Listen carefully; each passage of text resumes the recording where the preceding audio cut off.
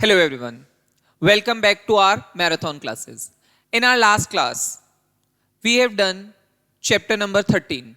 But I have divided that chapter into two parts. मैंने कहा था दो पार्ट्स मैंने डिवाइड कर रखा है. फर्स्ट पार्ट हमने रजिस्ट्रेशन एक्ट कंप्लीट कर लिया है. Second part is related to transfer of property act, जिसको हम आज के क्लास में कंप्लीट करेंगे और इस तरह से ये चैप्टर 13 आपका कंप्लीट हो जाएगा. तो सबसे पहले स्टार्ट करते हैं हमारा ट्रांसफर ऑफ प्रॉपर्टी एक्ट 1882. जब भी हम इमूवेबल प्रॉपर्टी की बात करेंगे, कौन सी प्रॉपर्टी की? इमूवेबल प्रॉपर्टी की. तो उसके ट्रांसफर के लिए जो एप्लीकेबल एक्ट होता है that is transfer of property act. In short आप कह सकते हो टोपा. इंक्लूड इसमें क्या क्या हो जाएगा? Sale, lease, exchange, mortgage, gift. इन सब को भी हम आगे डिस्कस करेंगे कि ये जो टाइप्स ऑफ ट्रांजैक्शन है जिसको ये बोल रहा है कि इसमें इंक्लूड होती है, वो भी सारा हम डिस्कस करेंगे. अब हम बात करते हैं मूवेबल प्रॉपर्टी. अगर हम मूवेबल प्रॉपर्टी ट्रांसफर करेंगे तो उसके लिए आपका सेल ऑफ गुड्स एक्ट काम में आएगा, सोगा. जो भी हमारे सिलेबस में है उसको हम अलग से डिस्कस करेंगे. तो हम ट्रांसफर ऑफ प्रॉपर्टी एक्ट में मेनली किस पे डिस्कस करेंगे? इमूवेबल प्रॉपर्टी के ट्रांसफर पे. अब यहां पे ट्रांसफर का मतलब क्या है? ट्रांसफर कैसे होना चाहिए? By the parties. पार्टीज जैसे एक कोई पार्टी ए बी को कुछ ट्रांसफर करे तो that is known as transfer. Second, not by operation of law. Law के ऑपरेशन से ट्रांसफर इसमें इंक्लूडेड नहीं है. पार्टीज जब एक दूसरे को चीजें ट्रांसफर करेगी वही वाला इसमें इंक्लूडेड है. इंटरविवोस होना चाहिए. इंटरविवोस टर्म पहले भी आ चुका है आपका स्टैम्प एक्ट में. जब हम कन्वेयंस पढ़ते हैं तब भी ये टर्म आता है. इंटरविवोस मतलब ड्यूरिंग द लाइफ टाइम. इसको आप कह सकते हो non testamentary instrument. Does not include testamentary instrument. इसमें टेस्टामेंट्री इंस्ट्रूमेंट नहीं आते, जैसे कि विल, जिसके लिए कौन सा एक्ट बना हुआ है बेटा? इंडियन सक्सेशन एक्ट बना हुआ है. तो basically what you are trying to say कि we will include only those transactions in which two parties transact with each other to transfer one thing from one person to another. तो उसी को हम इसमें इंक्लूड करेंगे. Law में जो operation of law से ट्रांसफर हो जाते हैं या फिर विल वगैरह वाले ट्रांसफर इसमें इंक्लूड नहीं होंगे. ट्रांसफर क्या क्या चीज हो सकती है? What are the things related to immovable property that can be transferred? It's not always ownership that is transferred. कई बार कुछ और चीज भी ट्रांसफर हो सकती है, जैसे कि ओनरशिप तो हम सबको पता है ट्रांसफर होती है कि if you are an owner of a property you can sell it, gift it और एक्सचेंज इट विथ समवन. तो ये ओनरशिप का ट्रांसफर माना जाएगा. Then coming to possession, sometimes we don't transfer the ownership, we only give the person possession. Possession means to enjoy the property for a limited time or for perpetuity. तो ये lease वगैरह के cases इसमें आ सकते हैं. Lease, license, जिसमें you are not transferring the ownership, you are only transferring the possession. Then coming to interest, sometimes interest भी ट्रांसफर होता है. इंटरेस्ट जैसे आप मॉर्गेज में और चार्ज में इंटरेस्ट ट्रांसफर करते हो, ओनरशिप नहीं गई, पोजेशन पूरी तरह से नहीं गया है, लेकिन एक चार्ज क्रिएट कर दिया या मॉर्गेज पे दिया तो सामने वाले का इंटरेस्ट उस चीज में डेवलप हो जाता है. तो इस तरह से इंटरेस्ट भी ट्रांसफरेबल है. प्रॉपर्टी दो तरह की होती है, मूवेबल और इमूवेबल. ये हम सबको पता है. हम यहां पे मेनली इमूवेबल के लिए बात करेंगे, मूवेबल की बात नहीं करेंगे. मूवेबल जनरल क्लोजेज एक्ट में या रजिस्ट्रेशन एक्ट में जो डिफाइन है वो सारी मूवेबल प्रॉपर्टीज भी कई हो सकती है. हाँ, जब हम टोपा की बात करेंगे, ट्रांसफर ऑफ प्रॉपर्टी एक्ट की, तो हम मेनली किस पे डिस्कस करेंगे? इमूवेबल. इमूवेबल में लैंड आ जाएगी, बेनिफिट अराइजिंग फ्रॉम लैंड आ जाएगा, थिंग्स अटैच टू अर्थ और परमानेंटली फास्टनड टू अर्थ, मतलब जो परमानेंटली अर्थ में फास्टन कर दी गई है. जैसे बड़ी बड़ी मशीनरी या प्लांट एंड मशीनरी कुछ लगाते हैं जो पूरी तरह से अर्थ से जुड़ा हुआ होता है, वो फिर आपका क्या माना जाएगा? इमूवेबल माना जाएगा. Standing timber, growing crop and grass, ये सारे मूवेबल में आएंगे because they can be cut and taken to some other place. तो इसलिए किसका पार्ट बन जाएंगे? आपका मूवेबल का पार्ट बन जाएंगे. ट्रांसफर से रिलेटेड सिंपल सा रूल क्या है? पहला रूल क्या है? किसके बीच में होना चाहिए? लिविंग पर्सन के बीच में होना चाहिए. इस लिविंग पर्सन की कैटेगरी में आर्टिफिशियल पर्सन भी आ जाते हैं. इसी लिविंग की कैटेगरी में आर्टिफिशियल पर्सन भी इंक्लूड हो जाएगा, पर इसका हम आगे एक्सेप्शन भी पढ़ेंगे। जब हम वो अनबोर्न चाइल्ड वाला केस पढ़ेंगे तो इस रूल का एक्सेप्शन माना जाएगा, वो कि लिविंग पर्सन के बीच में ट्रांजेक्शन नहीं हुआ है। Person competent to transfer, section 7, कौन ट्रांसफर कर सकता है? Who can make a transfer? तो ट्रांसफर वो कर सकता है जो कॉन्ट्रैक्ट एक्ट के अकॉर्डिंग कॉन्ट्रैक्ट कर सकता है। तो यहां पे रेफरेंस किसका है बेटा? इंडियन कॉन्ट्रैक्ट एक्ट 1872 का। इन्होंने कहा कोई मेजर पर्सन या साउंड माइंड का पर्सन या नॉट डिस्क्वालिफाइड बाय लॉ, जो 3 कंडीशन आपकी कॉन्ट्रैक्ट में थी सेम ही कंडीशन यहां पे एप्लीकेबल होगी कि जो पर्सन कॉन्ट्रैक्ट कर सकते हैं वो प्रॉपर्टी ट्रांसफर भी कर सकते हैं। फिर आता है वेस्टेड एंड कंटिंजेंट इंटरेस्ट। देखो, अगर मैं ट्रांसफर ऑफ प्रॉपर्टी एक्ट की बात करूं स्पेसिफिकली, तो हम कहते हैं कि कंटिंजेंट इंटरेस्ट कभी भी ट्रांसफर नहीं हो सकता, वेस्टेड इंटरेस्ट ही ट्रांसफर हो सकता है। वेस्टेड मतलब कंप्लीट इंटरेस्ट। अगर कोई चीज एब्सोल्युटली आपकी है तो आप उसको कभी भी सेल करो, लीज पे दो, क्या फर्क पड़ता है। लेकिन if there is an underlying condition, the happening of an event guides that you are owner or not, मतलब कोई एक कंडीशन ऐसी अटैच्ड है जो हुआ तो ही आपको वो चीज मिलेगी, तो उसको बोलेंगे कंटिंजेंट इंटरेस्ट। तो ये बेसिकली ट्रांसफरेबल नहीं होता है। यहां पे यही चीज लिखी है, vested interest and contingent interest में 2 तरह के वेस्टेड हो सकते हैं, एक तो वेस्टेड इन पोजेशन और vested in interest. Only right to possess the land, reversion, और right to ownership on land, reminder. ये 2 तरह की चीजें, रिवर्जन और रिमाइंडर।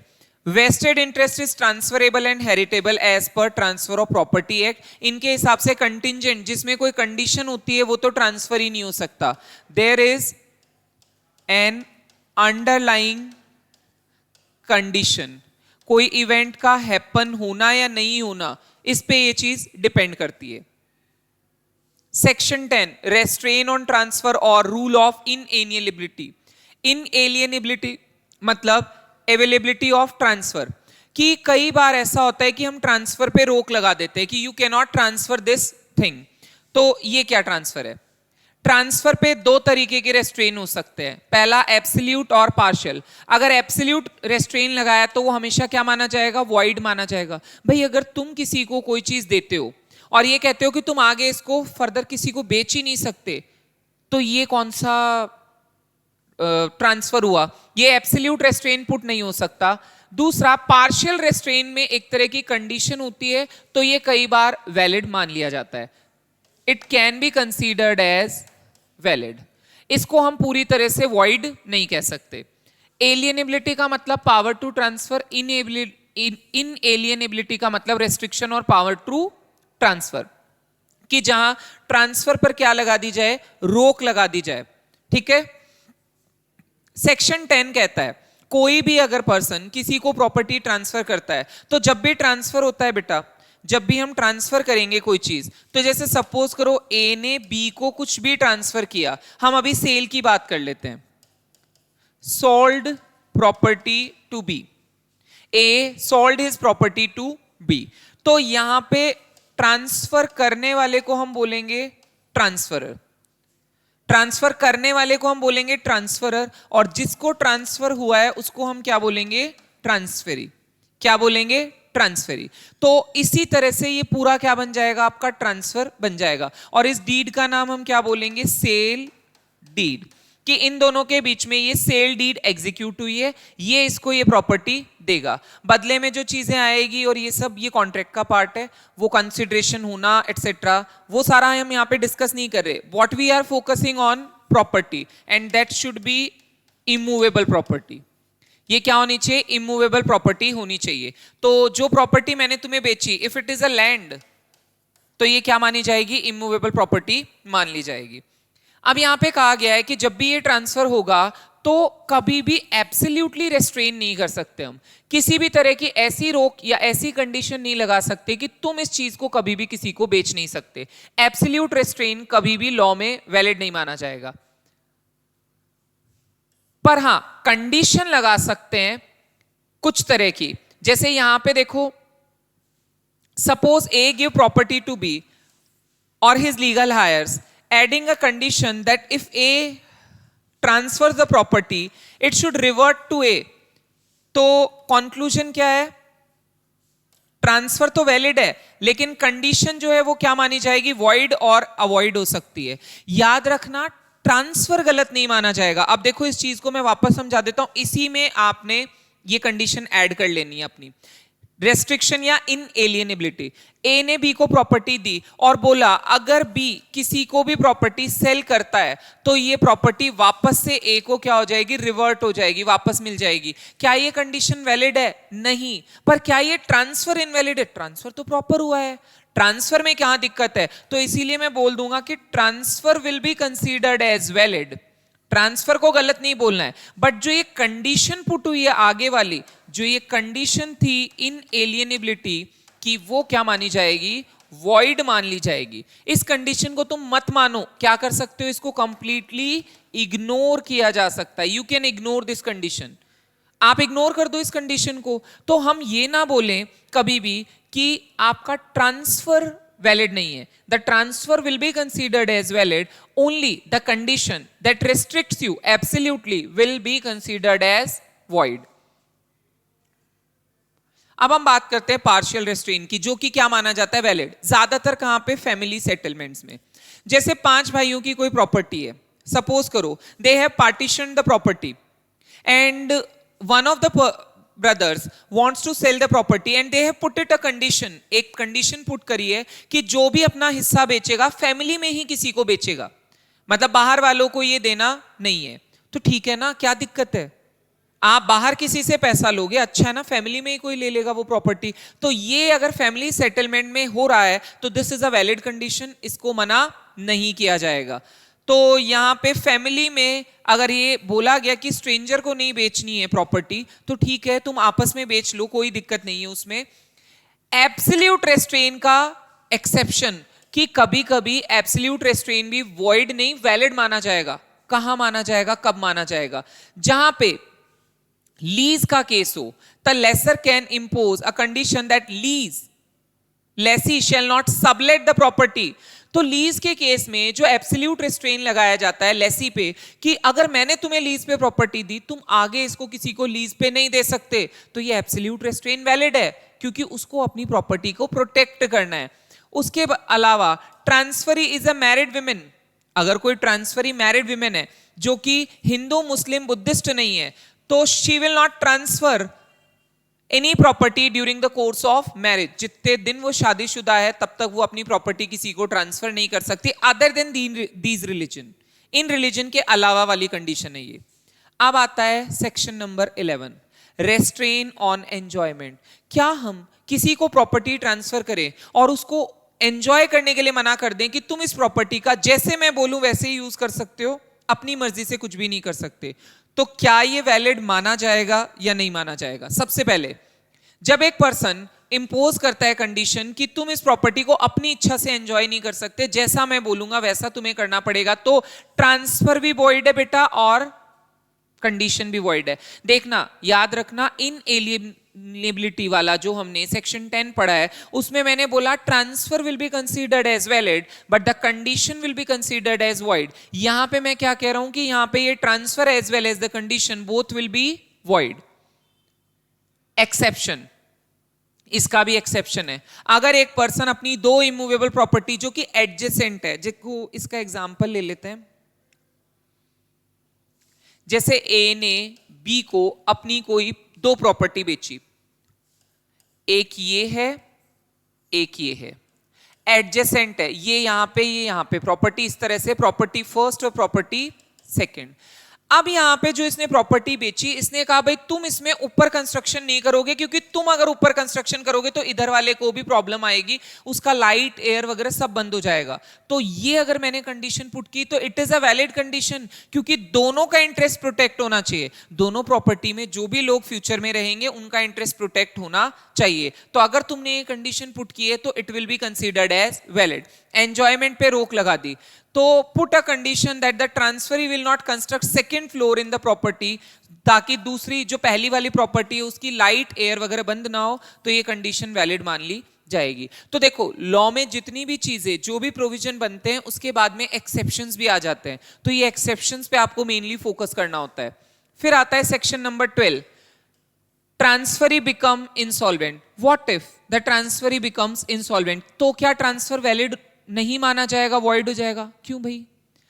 वो इंसॉल्वेंट तो बाद में हुआ है ना, इंसॉल्वेंट हो गया कोई बात नहीं, लेकिन ट्रांसफर वैलिड ही माना जाएगा. ए ने ट्रांसफर की प्रॉपर्टी बी को, B will revert the property back to A if he becomes insolvent. कौन सी कंडीशन होती है ये? तो इसमें भी ट्रांसफर और कंडीशन बोथ क्या माना जाएगा? वॉइड माना जाएगा, कि ये ट्रांसफर ही वॉइड है और कंडीशन भी वॉइड है. कोई इंसॉल्वेंट हो गया तो तुम प्रॉपर्टी वापस ले लोगे. लीज इसका एक्सेप्शन है जिसमें ये कंडीशन वैलिड है. क्यों मानी गई लीज में वैलिड? क्योंकि लीज में अगर सामने वाला लेसी इंसॉल्वेंट हो जाता है, जो कि ट्रांसफर ही है एक तरह से, तो वो पैसा कहां से देगा लीज का? तो इसका मतलब आप तब ये कंडीशन अप्लाई कर सकते हो कि ये प्रॉपर्टी वापस उसको मिल जाएगी, लेसर को. तो लीज के केस में लेसर क्या कर सकता है? प्रॉपर्टी को वापस ले सकता है, रिवर्ट बैक. रिवर्ट बैक जब कौन इंसॉल्वेंट हो जाएगा? लेसी इंसॉल्वेंट हो जाएगा, तो ये वापस ले सकता है. ये राइट इसके पास में होता है. अब आता है सेक्शन 13, ट्रांसफर तो for the benefit of unborn person. ये शुरू वाली जो चीज हमने पढ़ी थी उसका एक्सेप्शन है बेटा. शुरू में हमें क्या बोला गया? कि ट्रांसफर हमेशा इंटरविवोस होना चाहिए. इंटरविवोस मतलब बिटवीन लिविंग पर्संस. ये उस चीज का एक्सेप्शन है. ये ज्यादातर इंटरविवोस को ही कवर करता है, लेकिन सेक्शन 13 उसका क्या माना गया है? एक्सेप्शन, जहां एक अनबोर्न चाइल्ड को भी ट्रस्ट के थ्रू प्रॉपर्टी ट्रांसफर हो सकती है. कंडीशन इसकी क्या है? But there are certain conditions that are to be followed. सबसे पहले, it should be preceded by a life estate in the favour of a living person. Trustee बनाओ पहले उस प्रॉपर्टी का और उसके फेवर में वो ट्रांसफर करो. मतलब वो इंटरमीडियरी माना जाएगा. He is not the actual person जिसको वो प्रॉपर्टी मिल रही है. एब्सोल्यूट ओनर वो नहीं है. एब्सोल्यूट ओनर तो आपका अनबोर्न चाइल्ड है, लेकिन आपको एक इंटरमीडियरी या मीडिएटर अपॉइंट करना पड़ेगा जिसका नाम आप ट्रस्टी बोल रहे हो यहां पे. ठीक है. It should comprise the remaining interest of the transferor so that there can be no further interest in favor of other absolute owner. अब देखो, इसमें कई बार ऐसा होता है, मान लो वो बच्चा पैदा ही नहीं हुआ, तो जिसने ट्रांसफर की थी उसका वापस से राइट उसको ही मिल जाएगा. ये इंटरमीडिएट पर्सन उस चीज को अपने पास नहीं रख सकता. ऐसा नहीं होगा कि अगर वो चाइल्ड का बर्थ नहीं हुआ तो ये हमेशा के लिए इंटरमीडिएट वाले के पास रह जाएगी. ये चीज नहीं होगी. प्री रिक्विजिट्स, इसकी कुछ प्री रिक्विजिट्स है. डायरेक्ट ट्रांसफर नहीं होता, मीडिएटर अदर पर्सन को बनाना पड़ेगा, जो ऊपर हमने ट्रस्टी नाम पढ़ा है. प्रायर इंटरेस्ट किसका रहेगा? जो पर्सन ट्रस्टी बनेगा, क्या वो उस प्रॉपर्टी को एंजॉय नहीं कर सकता? भाई ओनर नहीं है बट एंजॉय तो कर सकता है.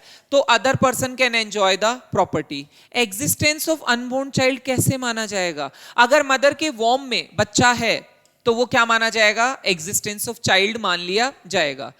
इमीडिएट ट्रांसफर ऑफ राइट कब होगा? When immediate transfer of right will be made. जैसे ही बच्चा पैदा होगा वैसे ही उसका राइट उसको मिल जाएगा. और एब्सोल्यूट ओनर हमेशा कौन रहेगा? अनबोर्न चाइल्ड रहेगा. The unborn child will be considered as the absolute owner of the property. वही उस प्रॉपर्टी का एब्सोल्यूट ओनर बनेगा.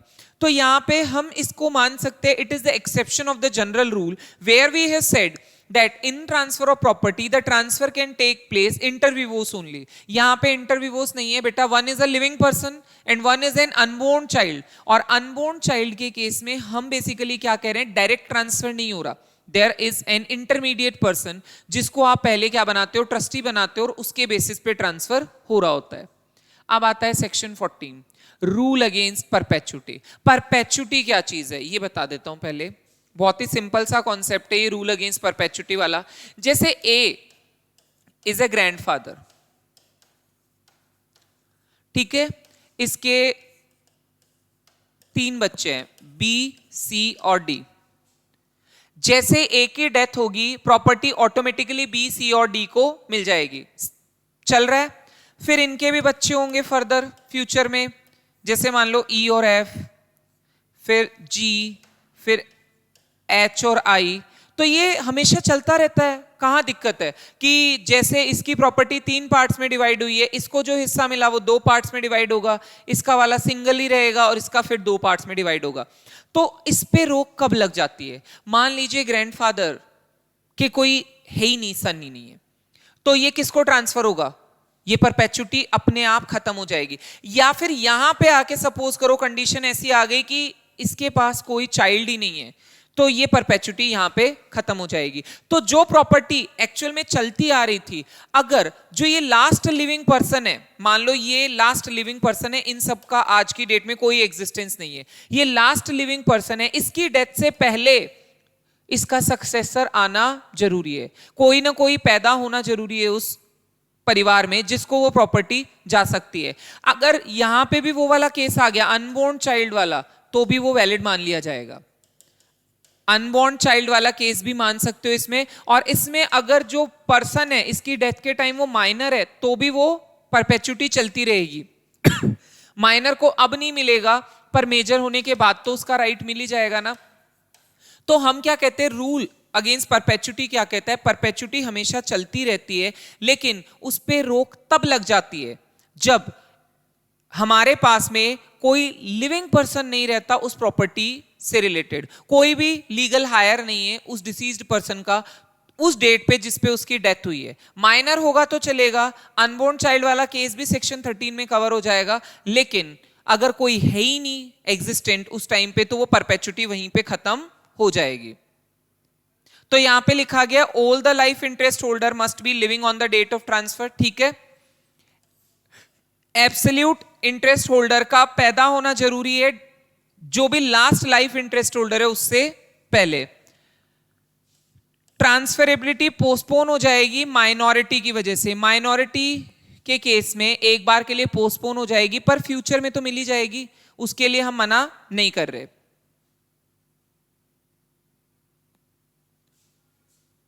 अब आता है exception, section number 18, where transferability of property is postponed for perpetual period to promote religion, health, art, commerce or knowledge or anything beneficial to mankind, then the discretion is valid because section 14 does not apply। जैसे religion से related, health से related ऐसे सारे matters होते हैं, तो उनमें फिर हम इस रूल को अप्लाई नहीं करते।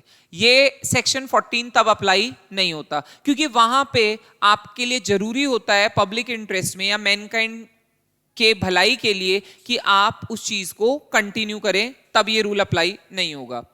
Section 16, effect on transfer on failure of prior interest.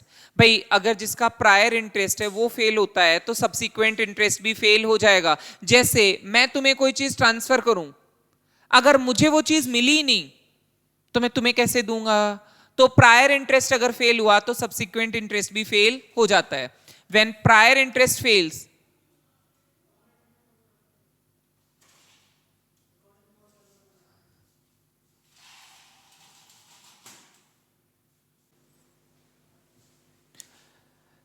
when prior interest fails due to provisions of section 13 and 14, तो subsequent interest भी क्या हो जाएगा, फेल हो जाएगा।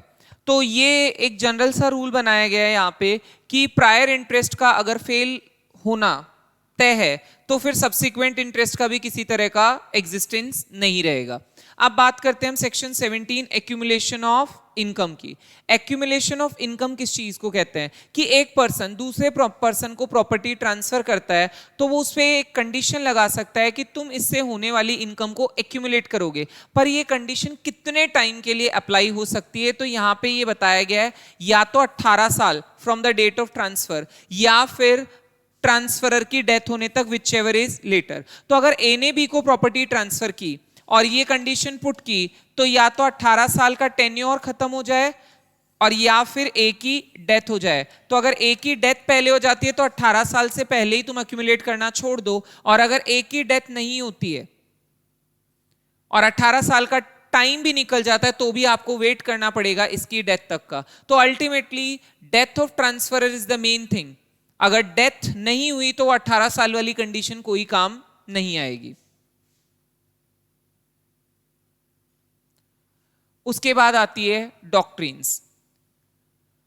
सबसे पहले डॉक्ट्रिन ऑफ लिस्ट पेंडेंस। अगर केस पेंडिंग चल रहा है, जैसे सपोज करो यहां पे ये था कि ए ने बी को प्रॉपर्टी ट्रांसफर करी, ए ने बी को प्रॉपर्टी ट्रांसफर करी, इनके बीच में क्या आ गया, डिस्प्यूट आ गया। डिस्प्यूट की वजह से कोर्ट में क्या चल रहा है, केस चल रहा है, तो इस दौरान बी किसी को भी फर्दर ये चीज ट्रांसफर नहीं कर सकता जो ए ने इसको करी थी। ये गलत माना जाएगा, कोई भी नई चीज केस में बीच में इंट्रोड्यूस नहीं होगी। इसी को हम कहते हैं डॉक्ट्रिन ऑफ लिस पेंडेंस। एक तरह से जो प्रॉपर्टी डिस्प्यूट में उस पे क्या लग गया, एक स्टेज ऐसा लग गया है। अब आपका आगे का मैटर तभी काम में आएगा जब ये केस का कुछ रेजोल्यूशन आपके पास में निकल के आएगा कि केस में क्या रिजॉल्व करके कोर्ट ने दिया है, तब तक इसमें कुछ भी नया नहीं हो सकता। तो इसी को कहते हैं हम doctrine of lis pendens.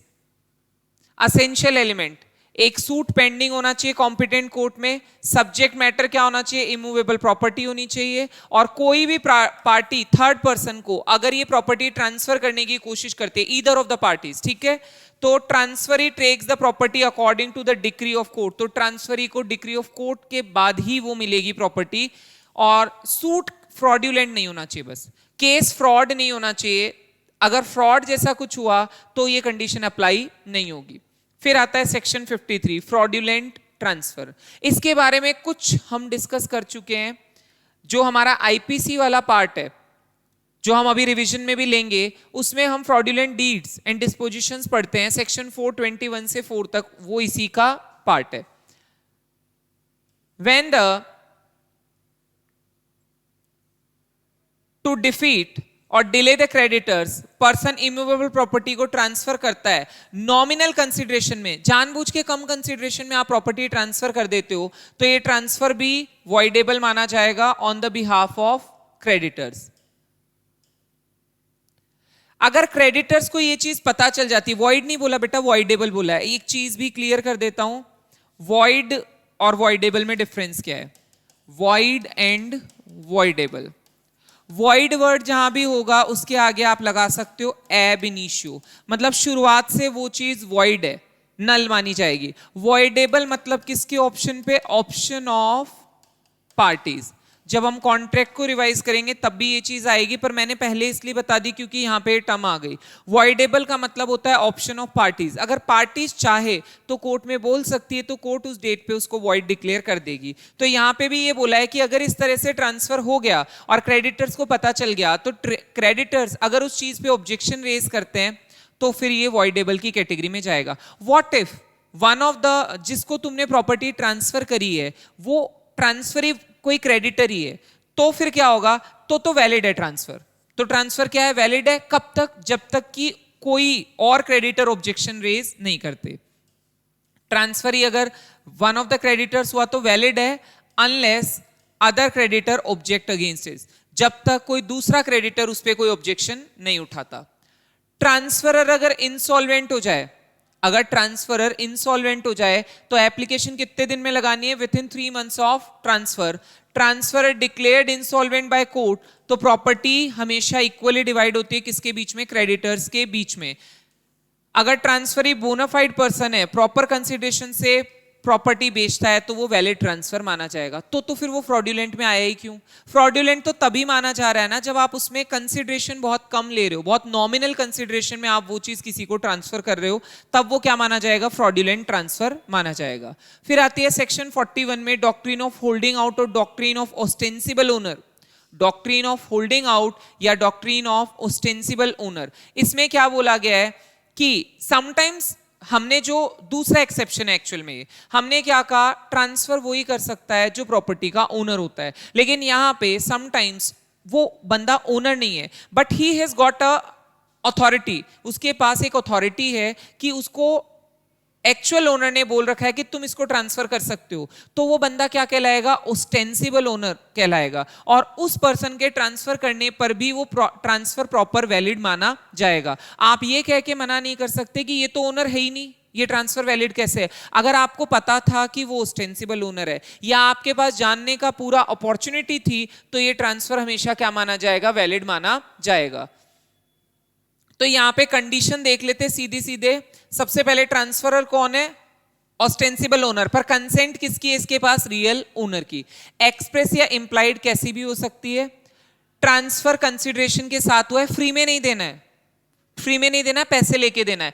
Transferee act कर रहा है गुड फेथ में, नोज और या तो उसको मालूम है कि वो ओस्टेंसिबल ओनर है या फिर उसके पास अपॉर्चुनिटी थी जानने की। अगर एक भी एलिमेंट प्रेजेंट नहीं होगा तो उसको कोई प्रोटेक्शन नहीं मिलेगी।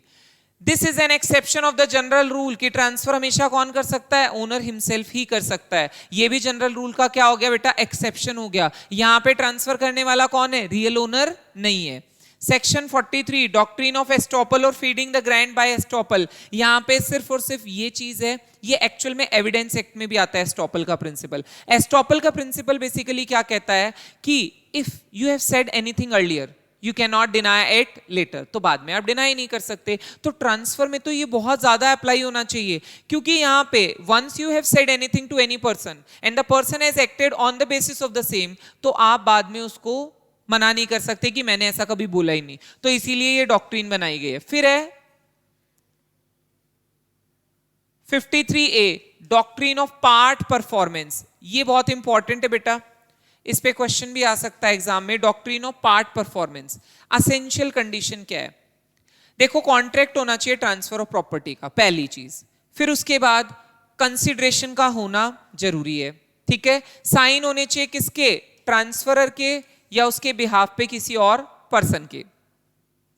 ट्रांसफर ने पोजेशन ले लिया हो प्रॉपर्टी का और क्या दे दिया हो, अर्नेस्ट मनी दे दिया हो, मतलब जो होता है ना टोकन अमाउंट वगैरह दे देते हैं, और वो आगे की ऑब्लिगेशन फुलफिल करने के लिए तैयार है, मतलब आगे वाला जो भी पैसा बाकी है वो भी देने के लिए तैयार है। तो ये सारी कंडीशन होने पर सिर्फ और सिर्फ ट्रांसफर इसलिए कैंसिल नहीं होता कि रजिस्टर नहीं हुआ। हम क्या मानते हैं, ट्रांसफर तभी इफेक्टिव है जब रजिस्ट्रेशन हो जाए, पर समटाइम्स मैं अपनी पार्ट पूरा करने के लिए तैयार हूं, मतलब transfer is ready to give everything according to the terms and conditions of the contract, but the transferor is not interested in registration या प्रॉपर्टी नहीं दे रहा है, तो अब ये गलत नहीं माना जाएगा सिर्फ इसलिए कि ट्रांसफरी ने उसको रजिस्टर नहीं करवाया। तो इसी को हम कहते हैं पार्ट परफॉर्मेंस की डॉक्ट्रिन, मतलब मैं अगर अपना पार्ट कंप्लीट कर चुका हूं तो इसमें अब मेरी गलती नहीं मानी जाएगी। उसके बाद आती है सेक्शन नंबर 35 में टाइप्स ऑफ ट्रांसफर, कैसे कैसे ट्रांसफर हो सकते हैं, जैसे sale, exchange, gift, lease, mortgage and actionable claim. सबसे पहले देखेंगे सेल क्या है। सेल मतलब ओनरशिप का ट्रांसफर। सीधे एसेंशियल कंडीशंस पे आ जाते हैं। सेलर क्या होना चाहिए, कॉम्पिटेंट पर्सन होना चाहिए। सब्जेक्ट मैटर कैसा होना चाहिए, ट्रांसफरेबल होना चाहिए। ट्रांसफर किसका होगा बेटा, ओनरशिप का। और मनी क्या होगा, कंसिडरेशन होगा। यहाँ पे बिना पैसों के थोड़ी ना दे रहे हो, वरना वो क्या हो जाता, गिफ्ट हो जाता। अब आ जाते हैं एक्सचेंज में। एक्सचेंज में भी क्या ट्रांसफर होता है, ओनरशिप, बट कंसिडरेशन क्या होता है, एक दूसरे की प्रॉपर्टी दे दी जाती है। मनी में कंसिडरेशन नहीं आता यहाँ पे। जैसे मेरे पास एक घर है, तुम्हारे पास भी एक घर है, हम चाहते हैं तुम मेरा घर ले लो और मैं तुम्हारा ले लूं, तो यहाँ पे मनी में कोई कंसिडरेशन नहीं गया, just we have exchange the property, तो ये भी क्या माना जाएगा, ट्रांसफर माना जाएगा। इसकी कंडीशन क्या है, पर्सन कॉम्पिटेंट होनी चाहिए, दोनों म्यूचुअल कंसेंट होनी चाहिए। ट्रांसफर यहाँ पे भी ओनरशिप में है, लेकिन मनी में कोई कंसिडरेशन पे नहीं होता। कंसिडरेशन क्या माना जाएगा, वही जो आपका पहले था, घर के बदले घर दिया है आपने। गिफ्ट, गिफ्ट में क्या कंसिडरेशन होगा, नो कंसिडरेशन प्रेजेंट। ट्रांसफर किसका होता है, यहां पे भी बेटा ओनरशिप का होता है। ट्रांसफरर कौन बन जाता है, डोनर। ट्रांसफरी कौन बन जाता है, डोनी। ट्रांसफर किसका होता है, प्रॉपर्टी का। फ्यूचर प्रॉपर्टी कभी भी ट्रांसफर नहीं हो सकती, ये वॉइड माना जाएगा। मैं तुम्हें ऐसी चीज गिफ्ट कर दूं जो आज की डेट में एग्जिस्ट ही नहीं करती, मैं कहता हूं मेरे पास आएगी मैं तुम्हें दूंगा, तो ये कभी भी वैलिड नहीं होगा, ये वॉइड माना जाएगा। कंडीशन क्या है, यहाँ पे कंसिडरेशन नहीं होती। ट्रांसफर ओनरशिप ही हो रहा है, डोनर का वॉलेंट्रीली करना जरूरी है, डोनी का एक्सेप्ट करना जरूरी है, या उसके बिहाफ पे कोई और भी एक्सेप्ट कर सकता है। भाई गिफ्ट मिल रहा है कोई भी ले लेगा। रजिस्ट्रेशन कंपलसरी है। कल्याण सुंदरम वर्सेस करूपा, बेटा कल ही मैंने बताया था, यहां पढ़ लो चाहे ट्रांसफर और प्रॉपर्टी में पढ़ लेना, द केस इज सेम। वनरस और बर्डनसम गिफ्ट, क्या होता है वनरस और बर्डनसम गिफ्ट, एक बहुत छोटी सी एक फिलॉसफी है, एक छोटा सा प्रोविजन है। क्या है कि मैं अगर तुम्हें दो गिफ्ट दे रहा हूं, जिसमें से एक है प्रॉफिट मेकिंग और एक है लॉस मेकिंग, तुम कहते हो नहीं प्रॉफिट वाला दे दो, लॉस वाला छोड़ देता हूं, ऐसा नहीं चलेगा। या तो एक्सेप्ट होंगे तो दोनों गिफ्ट एक्सेप्ट होंगे, वरना रिजेक्ट होंगे तो दोनों गिफ्ट रिजेक्ट होंगे। तो इसी को हम कहते हैं एक्सेप्ट बोथ और रिजेक्ट ये दोनों में से कोई सा भी एक चुनने का अधिकार आपको नहीं मिलेगा। अब आ जाते हैं लीज पे। लीज पे बेटा क्या ट्रांसफर होता है? ओनरशिप तो नहीं होती, पोजेशन दिया जाता है, लेकिन एंजॉयमेंट के राइट्स मिलते हैं सिर्फ। तो यहाँ पे लीज एक फिक्स पीरियड के लिए भी हो सकती है, परपेचुटी के लिए भी हो सकती है, पर यहाँ पे राइट किस चीज का मिलता है? एंजॉय द प्रॉपर्टी, पोजेशन का। ट्रांसफरर कौन बनता है? लेसर। ट्रांसफरी कौन बनता है? लेसी। और कंसिडरेशन क्या होता है? रेंट या प्रीमियम। टाइप्स ऑफ टीनेंसीज और लीज कितने तरह की हो सकती है? पहला मंथ बाय मंथ, जैसे रजिस्ट्रेशन ऑप्शनल है उसका 11 महीने का वो नहीं बनाते, rent agreement kind of. More than 1 year का रजिस्ट्रेशन क्या होगा? कंपलसरी। ये सारी चीजें हम रजिस्ट्रेशन एक्ट में पढ़ चुके हैं। ईयर टू ईयर में क्या होता है? एक साल खत्म होने से पहले ही अगले ईयर के लिए वो चीज रिन्यू हो जाती है, इसको हम कहते हैं year to year tenancy. Tenancy at will और टीनेंसी बाय सफरेंस, ये बहुत अच्छा कॉन्सेप्ट है। इसमें क्या होता है कि लीज का पीरियड एक्सपायर हो जाता है, लीज खत्म हो चुकी है, लेकिन लैंडलॉर्ड और टीनेंट के बीच में बात हो जाती है और वो कहता है ठीक है तुम मुझे रेंट देते ना रहो और तुम इस प्रॉपर्टी पे रहते रहो, तो इसको कहेंगे tenancy at will. Tenancy by sufferance में क्या होता है? Landlord is not ready to keep you in that property, पर आप जबरदस्ती रहते जाते हो, तो यहां पे फिर आपको क्या देना पड़ेगा? लैंडलॉर्ड को सफर करवाया कॉम्पनसेशन देना पड़ेगा, क्योंकि उसकी कंसेंट के बिना तुमने कंटिन्यूटी में उस प्रॉपर्टी को यूज किया, तो that will be considered as sufferance, उसको हम सफरेंस कहेंगे। अब आता है टर्मिनेशन ऑफ लीज। कब लीज टर्मिनेट मान ली जाएगी? एक तो टाइम खत्म होने पर, जैसे अगर फिक्स पीरियड के लिए थी 2 साल, 4 साल, 5 साल, 10 साल, तो वो टाइम पीरियड खत्म होते आपकी लीज भी खत्म हो जाएगी। By happening of a specific event, कोई स्पेसिफिक इवेंट खत्म होने पर, जैसे आपने पहले बोला था कि ये होने पर आपकी लीज खत्म हो जाएगी, तो if that event happens your lease will be terminated. By surrender, अगर लेसी सरेंडर कर देता है प्रॉपर्टी वापस से लेसर को, तब भी ये लीज खत्म हो जाएगी। मर्जर, मर्ज हो जाती है प्रॉपर्टी तब भी, और फॉरफीचर से भी ये खत्म हो जाती है। तो ये सारे टर्मिनेट करने के तरीके हैं लीज को। उसके बाद आ जाओ मॉर्गेज पे। मॉर्गेज क्या होता है? मॉर्गेज इज लाइक कि it is the transfer of an interest. यहां पे हम पहले ही शुरू में देख चुके, 3 चीजें ट्रांसफर होती है, ओनरशिप, पोजेशन और इंटरेस्ट। तो इंटरेस्ट ट्रांसफर किस में होता है? मॉर्गेज में। आपने किसी से पैसे उधार लिए, बदले में आपने उसको अपनी प्रॉपर्टी गिरवी रख दी कि ये तुम रख लो, इस पे इंटरेस्ट तुम्हारा आ गया है, अगर मैं पैसा नहीं पे कर पाऊंगा तो तुम इसके फोरक्लोजर मांग सकते हो, तुम इसको सेल करके अपना पैसा रिकवर कर सकते हो। तो यहां पे मॉर्गेज मनी का मतलब क्या होता है? एक तो वो प्रिंसिपल अमाउंट जो तुमने इससे लिया है, डेट, और प्लस इंटरेस्ट, ये दोनों मिलके क्या बनेगा? तुम्हारा मॉर्गेज मनी बनेगा। मॉर्गेज डीड क्या होता है? एक एग्रीमेंट होता है जिसमें हम मॉर्गेज कर रहे होते हैं। फॉर्मेलिटीज क्या होता है? 2 विटनेस कम से कम इसमें चाहिए होते हैं, कि देयर मस्ट बी 2 विटनेसेस जो इस चीज को विटनेस करे कि हमारे बीच में इस तरह से एग्रीमेंट हुआ है। और रजिस्ट्रेशन क्या है? इसका भी कंपलसरी, जैसे गिफ्ट डीड का कंपलसरी है, इसका भी कंपलसरी है। टाइप्स ऑफ मॉर्गेज, अब मॉर्गेज यहां पे थोड़ा इलेबोरेट करके दे रखा है तो हम एक बार देख लेते हैं। सबसे पहले सिंपल मॉर्गेज। सिंपल मॉर्गेज का मतलब क्या होता है? सिंपल मॉर्गेज मतलब आपको क्या करना है? पैसे उधार लेने हैं, बदले में प्रॉपर्टी रखनी है गिरवी, और सेल हो जाएगी प्रॉपर्टी अगर तुम पैसा नहीं चुका पाओगे। 2 केसेस होंगे, या तो प्रॉपर्टी ज्यादा में बिकेगी या कम में बिकेगी। अगर ज्यादा में बिकेगी तो तुम्हें बचा हुआ अमाउंट दे दिया जाएगा, अगर कम में बिकेगी तो तुमसे बचा हुआ पैसा रिकवर किया जाएगा। फिर उसके बाद आता है मॉर्गेज बाय कंडीशनल सेल। ये एक तरह से सेल है, ये एक तरह से क्या है? सेल है। जैसे ए ने बी को प्रॉपर्टी सेल की और ये कंडीशन रखी, सेल करने पर इसको पैसा मिला, सपोज करो बी ने कंसिडरेशन दिया ₹20 लाख, ये कहता है ये 20 लाख रुपए में तुम्हें 2 साल के अंदर अंदर लौटा दूंगा। अगर मैं तुम्हें ये पैसा लौटा देता हूं तो तुम्हारा ये सेल जो हुआ है आज की डेट में, ये क्या हो जाएगा?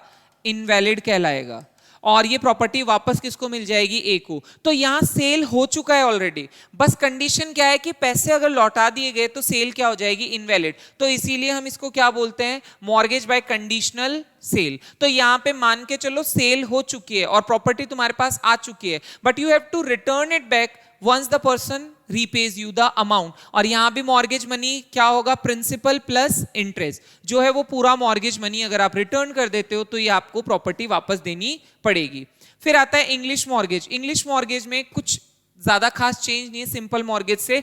इसमें क्या होता है, मॉर्गेजी को एब्सोल्युटली तुम प्रॉपर्टी दे देते हो, मतलब उसको सौंप देते हो अपनी प्रॉपर्टी। वहां पे जो सिंपल मॉर्गेज था उसमें मैंने प्रॉपर्टी दी नहीं थी, मैंने खाली उसको इंटरेस्ट दिया था कि अगर मैं पैसा नहीं चुकाऊं तो तुम इससे रिकवर कर सकते हो। यहां पे मैं क्या करता हूं, प्रॉपर्टी उसको एब्सोल्युटली दे देता हूं, पर एक प्रॉमिस के साथ कि अगर मैं पैसे वापस दे दूंगा तो प्रॉपर्टी मेरे को वापस मिल जाएगी। यूसुफ्रक्चुअरी मॉर्गेज, यूसुफ्रक्चुअरी मॉर्गेज मतलब मॉर्गेज विद पोजेशन। यहां पे क्या होता है, मॉर्गेज में एब्सोल्यूट इंटरेस्ट तो नहीं दिया लेकिन पोजेशन दे दिया सामने वाले को कि तुम इस प्रॉपर्टी को जब तक यूज करना चाहो कर सकते हो, मैं तुम्हें इस चीज के लिए मना नहीं करूंगा। इक्विटेबल मॉर्गेज और mortgage by deposit of title deeds, home loan वगैरह के केसेस में होता है ना बेटा, हम बैंक से लोन लेते हैं घर खरीदने के लिए, बैंक क्या करती है, टाइटल अपने पास रखती है। घर अगर तुम किस्त नहीं भर पाए लोन की तो बैंक क्या करेगी, घर को अपने नाम कर लेगी, मतलब वो फिर उसको सेल करके उसका पैसा रिकवर कर सकती है। तो इसमें बेस्ट केस है आपका होम लोन का। एनोमिलस मॉर्गेज में वो आएगा जो किसी कैटेगरी में नहीं आते, वो क्या कहलाएंगे, एनोमिलस मॉर्गेज कहलाएंगे। पुसने मॉर्गेज में क्या होता है, एक मॉर्गेजर एक प्रॉपर्टी किसी को देता है, दूसरी प्रॉपर्टी सेम प्रॉपर्टी दूसरे पर्सन को देता है। कैसे हो सकता है, हो सकता है भाई बेची थोड़ी ना है, मैंने इससे भी मॉर्गेज करके पैसे ले लिए, इससे भी मॉर्गेज करके पैसे ले लिए, तो होगा क्या, सेकंड पर्सन का राइट प्रॉपर्टी पे तभी आएगा जब फर्स्ट पर्सन का लोन फुल्ली पेड हो जाएगा। ये बहुत मुश्किल बात है कि अगर वो उसका पहले वाले का ही पैसा नहीं चुकाएगा तो सेकंड वाले का कहां से राइट आएगा। तो इसका मतलब पहला राइट इसमें किसका होता है बेटा, जिसको प्रॉपर्टी पहले मॉर्गेज की गई है उसका पहला राइट है। अगर ये पर्सन इसके पैसे वापस दे देता है तो अब इस सेकंड पर्सन का उस प्रॉपर्टी पे राइट स्टार्ट हो जाता है, इसी को कहते हैं पुसने मॉर्गेज। उसके बाद आता है सब मॉर्गेज। सब मॉर्गेज में क्या होता है, मैंने तुम्हें मॉर्गेज किया, तुमने आगे किसी और को मॉर्गेज कर दिया, तो ये आपका क्या होता है, मॉर्गेज सब वाला। अब इसमें मॉर्गेजी जो ओरिजिनल था वो क्या बन जाएगा, मॉर्गेजर बन जाएगा, और एक नया मॉर्गेजी और यहां पे आ जाएगा। तो ए बी सी तीन पार्टीज हो जाएगी, ए मॉर्गेजर है, बी मॉर्गेजी है, फिर बी मॉर्गेजर बन जाता है और सी क्या बन जाता है, मॉर्गेजी बन जाता है। राइट्स और remedies in cases of mortgage, mortgagee के क्या राइट्स और रेमेडीज उसको अवेलेबल होंगे। पहला, रेमेडी बाय सेल, सेल करके तुम पैसा रिकवर कर सकते हो। डिक्री ऑफ फोरक्लोजर, फोरक्लोजर के लिए डिक्री मिल सकती है। Right to sue for mortgage money, mortgage money के लिए केस कर सकते हो। राइट ऑफ पोजेशन आपको मिला हुआ है। राइट ऑफ प्राइवेट सेल भी है, पर अगर मॉर्गेजी गवर्नमेंट हुई तो इंग्लिश मॉर्गेज के अकॉर्डिंग 3 महीने का नोटिस देना पड़ता है, किसके लिए, सेल के लिए, प्राइवेट सेल के लिए। Charge section 100, it looks like mortgage but it is not actually mortgage. या मॉर्गेज में जहां प्रॉपर्टी को गिरवी रखते हो, चार्ज में हम उस प्रॉपर्टी में इंटरेस्ट क्रिएट करते हैं कि इससे इसका पैसा पे हो जाएगा, पूरी प्रॉपर्टी नहीं जाएगी, उससे जो भी मनी आ रहा है या उससे जो भी इनकम आ रही है उसमें से तुम्हें पे होता रहेगा। 2 तरह के चार्ज होते हैं, फिक्स्ड और फ्लोटिंग। फिक्स्ड में क्या होता है, स्पेसिफाइड प्रॉपर्टी होती है, फ्लोटिंग में एसेट्स वगैरह होते हैं कंपनी के जिनको हम एक तरह से चार्ज क्रिएट कर देते हैं। तो until and unless your business is running you can pay from the assets, but जैसे ही इंसॉल्वेंसी आ जाती है, बिजनेस बंद हो जाता है या रनिंग कंडीशन में नहीं रहता है, तो फिर फ्लोटिंग चार्ज से कुछ भी पे नहीं होता। तो हम फ्लोटिंग को किस में कन्वर्ट कर देते हैं, फिक्स्ड में कन्वर्ट करते हैं। उसी प्रोसेस को हम क्या कहते हैं, crystallisation of charge. Floating charge को कन्वर्ट करना है किसमें, फिक्स्ड चार्ज में। कौन से केसेस में, डिबेंचर होल्डर के केस में, कंपनी का बिजनेस बंद हो जाए, कंपनी वाइंड अप हो जाए, उन केसेस में हम क्या करेंगे, इसको फ्लोटिंग को किस में कन्वर्ट करवाएंगे बेटा, फिक्स में, ताकि हमारे मनी की गारंटी रहे कि वो पे हो जाएगा। फिर उसके बाद हम चलते हैं doctrine of marshalling, section number 81। अब देखो, अगर एक पर्सन के पास 2 या 2 से ज्यादा प्रॉपर्टी, वो मॉर्गेज करता है एक पर्सन को, then mortgage one on one property to another person, एक प्रॉपर्टी किसी को दी फिर वो दूसरे को मॉर्गेज कर दी, तो कई बार क्या होता है कि दूसरे वाले का, जैसे अभी हमने पढ़ा था पुसने मॉर्गेज में, कि दूसरे वाले का तो कोई राइट आएगा ही नहीं जब तक कि पहले वाले का पैसा पे नहीं हो। तो क्या हो सकता है, in the absence of a contract to the contrary, entitled to compel the first mortgagee to satisfy his debt from the property not mortgaged to him. तो कई बार ऐसा भी हो सकता है कि जो प्रॉपर्टी मुझे मॉर्गेज नहीं की गई है उससे भी मैं मेरा पैसा रिकवर कर सकता हूं। इसी को कहते हैं हम डॉक्ट्रिन ऑफ मार्शलिंग। मार्शलिंग की डॉक्ट्रिन इस तरह से काम करती है कि मेरा तुम्हारे साथ कोई कॉन्ट्रैक्ट नहीं है। जैसे इसमें आप समझने के लिए ऐसे समझ सकते हो, ए ने प्रॉपर्टी 1 किसको दी, बी को, और सी को दी प्रॉपर्टी 2। दोनों ही क्या है बेटा, मॉर्गेजी है। ठीक है, दोनों ही क्या है, मॉर्गेजी है। और ये पर्सन कौन है, मॉर्गेजर है। ठीक है, इन दोनों का आपस में कोई कॉन्ट्रैक्ट नहीं है, इन दोनों के बीच में नो कॉन्ट्रैक्ट, बट फिर भी सी बी को कंपेल कर सकता है कि तुम्हारी प्रॉपर्टी से मेरा पैसा रिकवर करके दो, अगर उसका पूरा पैसा इससे रिकवर नहीं हो रहा है। तो इसी को कहते हैं हम डॉक्ट्रिन ऑफ मार्शलिंग। क्या कहेंगे इसको, डॉक्ट्रिन ऑफ मार्शलिंग। फिर उसके बाद आता है who can redeem the mortgage property other than mortgagor. Mortgagor के अलावा भी क्या कोई प्रॉपर्टी वापस ले सकता है, रिडीम कर सकता है? तो कर सकता है। कौन, को मॉर्गेजर। अगर एक से ज्यादा मॉर्गेजर थे तो को मॉर्गेजर भी रिडीम कर सकता है। जिसका भी मॉर्गेज प्रॉपर्टी में इंटरेस्ट हो वो ले सकता है, क्रेडिटर ऑफ मॉर्गेजर ले सकता है, श्योरिटी ले सकता है। सब्रोगेशन क्या है, section 92, the person who redeems the property other than mortgagor, तो वो प्रोसेस क्या कहलाता है बेटा, सब्रोगेशन कहलाता है। एक्शनेबल क्लेम क्या है, जब अनसिक्योर्ड डेट की बात आती है, जब अनसिक्योर्ड डेट की बात आती है, जहां पे कोई कोलेटरल नहीं होता है, जहां पे क्या नहीं होता है, कोलेटरल नहीं होता है, वहां पे भी हमें रिलीफ मिल जाता है कि हम तब भी पैसा रिकवर कर सकते हैं। तो उसी को हम क्या बोलते हैं, एक्शनेबल क्लेम बोलते हैं। तो ये आपका चैप्टर 13 का पार्ट 2 था, जिसको हम ट्रांसफर ऑफ प्रॉपर्टी एक्ट के नाम से पढ़ रहे थे। ये यहां पे आके कंप्लीट होता है।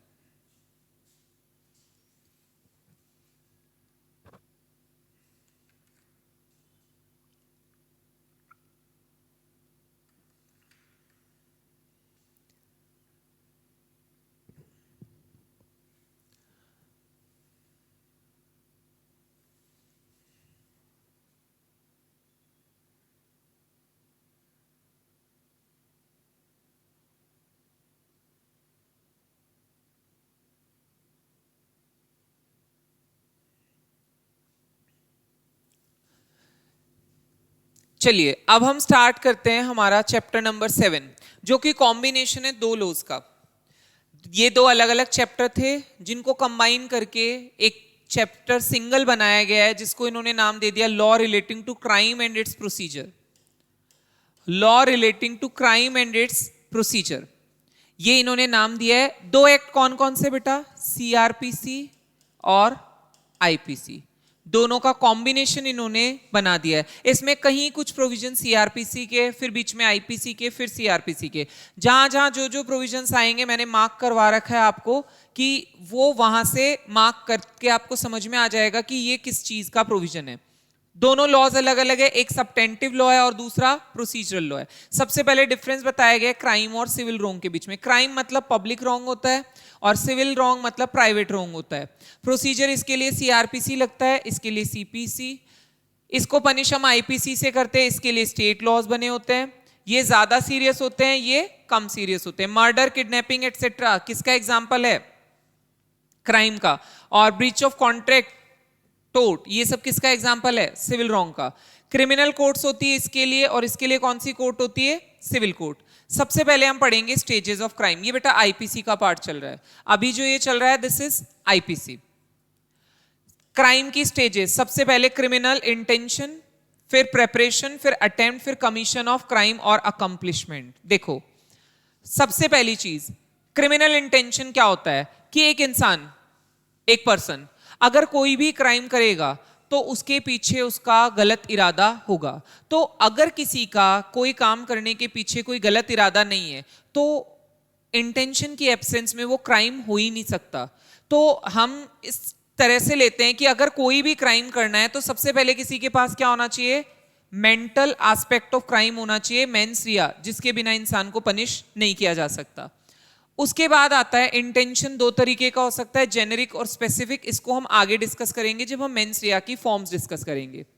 अब आती है प्रेपरेशन। प्रेपरेशन मतलब to collect all the means and measures, किसी काम को करने के लिए क्या क्या साधन आपको जुटाने पड़ेंगे, किसी भी क्राइम को करने के लिए there are some resources that are required. तो अगर आप वो सब कलेक्ट करते हो तो वो आपका क्या कहलाता है, प्रेपरेशन कहलाता है।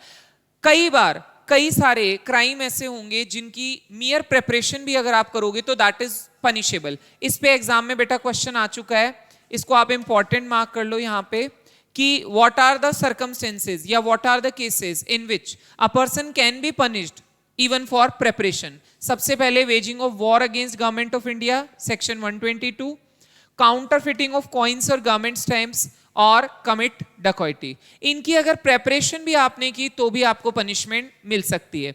फिर आता है अटेम्प्ट। बेटा हमेशा हम सक्सीड हो जाए ऐसा तो जरूरी नहीं है। अगर कोई क्राइम करने का ट्राई करता है और वो अनसक्सेसफुल रहता है तो भी अटेम्प्ट तो माना गया है ना, तो अटेम्प्ट के लिए भी कई बार पनिशमेंट होती है। अलग अलग सर्कमस्टेंसेज में अटेम्प्ट के लिए पनिशमेंट अलग अलग होगी। ये दोनों पार्ट्स एक्टस रियस के ही माने जाते हैं, अटेम्प्ट हो चाहे अकम्प्लिशमेंट हो, लेकिन अटेम्प्ट के लिए और अकम्प्लिशमेंट के लिए कई बार पनिशमेंट अलग अलग हो सकती है। अब देखो यहां पे कुछ कैटेगरीज बताई गई है, अलग अलग कैटेगरीज में अलग अलग बताया गया। कई केसेस ऐसे होते हैं जिनमें ऑफेंस का अटेम्प्ट और कमीशन एक ही एक्ट सेक्शन में कवर्ड होता है और पनिशमेंट भी दोनों की सेम होती है।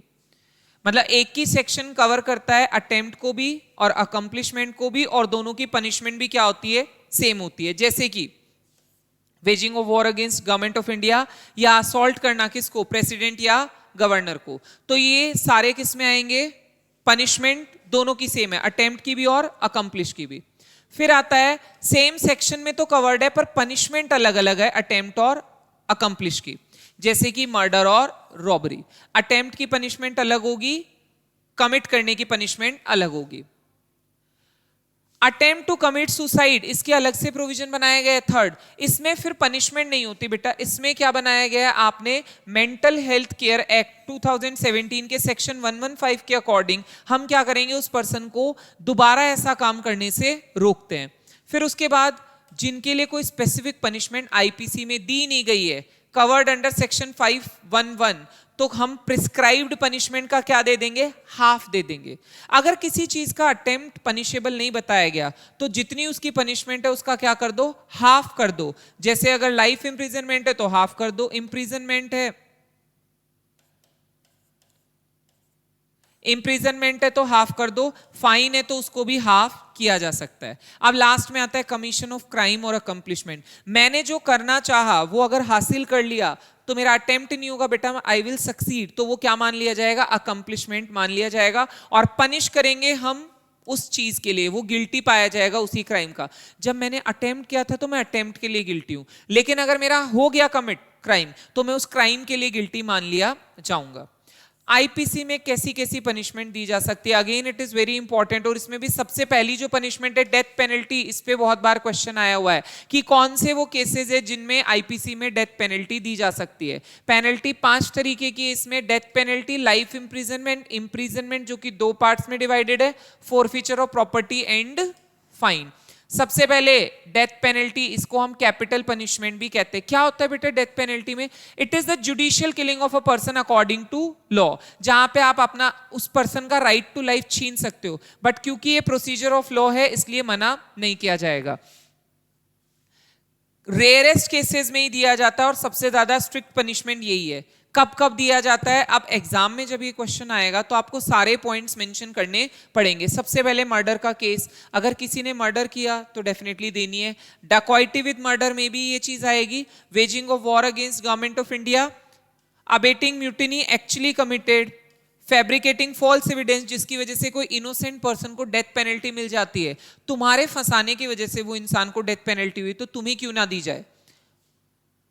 Abetment of suicide by minor और इनसेन पर्सन, तब भी किसी का मर्डर अटेम्प्ट करो, सीधे सीधे नहीं, उसको लाइफ कन्विक्ट करके हमेशा कैद में रखो जिससे कि वो अल्टीमेट गोल तुम्हारा क्या है, मर्डर, तो उस केस में भी डेथ पेनल्टी दी जा सकती है। अब यहां पे देखो वो मरा नहीं है, सिर्फ अटेम्प्ट के लिए डेथ पेनल्टी आपको मिल सकती है।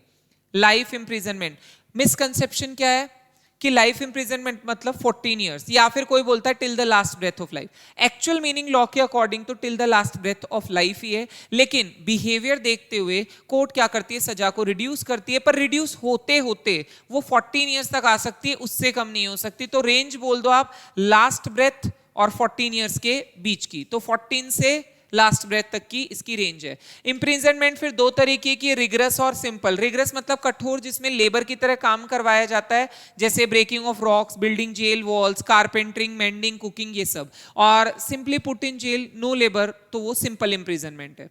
फिर आता है फॉरफीचर ऑफ प्रॉपर्टी, तुम्हारी प्रॉपर्टी तुम्हारे हाथ से छीन ली जाती है, गवर्नमेंट के अंडर आ जाती है, उसी को कहते हैं हम फॉरफीचर ऑफ प्रॉपर्टी। फिर उसके बाद आता है फाइन, तुम्हारा पैसा तुमसे निकाल लिया जाता है, मतलब it is actually forfeiture of money, कि कोई गलत काम करने के लिए तुम्हें मॉनेटरी पनिशमेंट दी जा रही है, उसको हम कहते हैं फाइन। फाइन हमेशा इंडिविजुअली लगता है, कलेक्टिवली नहीं लगता। अगर एक केस में 5 लोग गुनहगार थे तो पांचों पे अलग अलग फाइन लगेगा, कलेक्टिव फाइन नहीं होगा। फाइन अगर नहीं दिया तो डिफॉल्ट इंप्रिजनमेंट भी होगी, उसके बारे में हम सीआरपीसी में डिस्कस करेंगे, आईपीसी में नहीं। फाइन और पेनल्टी में क्या डिफरेंस है? फाइन हमेशा फिक्स नहीं होता है, केस के ट्रायल के बाद आता है, पेनल्टी फिक्स होती है। पेनल्टी एक तरह से सिस्टम जनरेटेड वाली चीज है, फाइन क्या होता है एडजुडिकेशन के बाद बताया जाता है। क्राइम के एलिमेंट्स 3 होते हैं, ह्यूमन बीइंग, मेंस रिया और actus reus. Human being, mens rea और एक्टस रियस। देखो ह्यूमन बीइंग मतलब कि क्या हम किसी जानवर को पनिश कर सकते हैं? नहीं। क्या हम किसी मशीन को पनिश कर सकते हैं? नहीं। कर भी देंगे तो उनको क्या पता चलेगा कि उनको पनिश किया गया है? तो इसका मतलब only the person who is capable of understanding the meaning of punishment can be punished. जो जिसकी कोई लीगल या मोरल ऑब्लिगेशन हो उसी को पनिशमेंट की जा सकती है। तो सबसे पहले हम बोलते हैं human being can be punished, जो फिजिकली मेंटली फिट हो और जिसकी कोई लीगल ऑब्लिगेशन हो। फिर आते हैं मेंस रिया पे। मेंस रिया मतलब किसी भी क्राइम को करने के लिए गिल्टी माइंड का होना जरूरी है। तो अगर आपका मेंस रिया नहीं है तो you can not be punished in any criminal law. लेकिन इसके एक्सेप्शंस भी है जो हम बाद में देखेंगे। पहले हम देख लेते हैं forms of mains Riya. Forms of mains रिया 3 है। पहला है इंटेंशन, दूसरा है नेग्लिजेंस और तीसरा है रेकलेसनेस। कई बार हमें लगता है इंटेंशन नहीं है यार, नेग्लिजेंस कोई थोड़ी ना मेंस रिया होती है। Yes, negligence is also a part of mains rea और रेकलेसनेस भी मेंस रिया का पार्ट बन जाती है। सबसे पहले हम देखेंगे इंटेंशन क्या चीज है। इंटेंशन मतलब purpose of committing the crime. 2 तरह का होता है, स्पेसिफिक और जेनेरिक।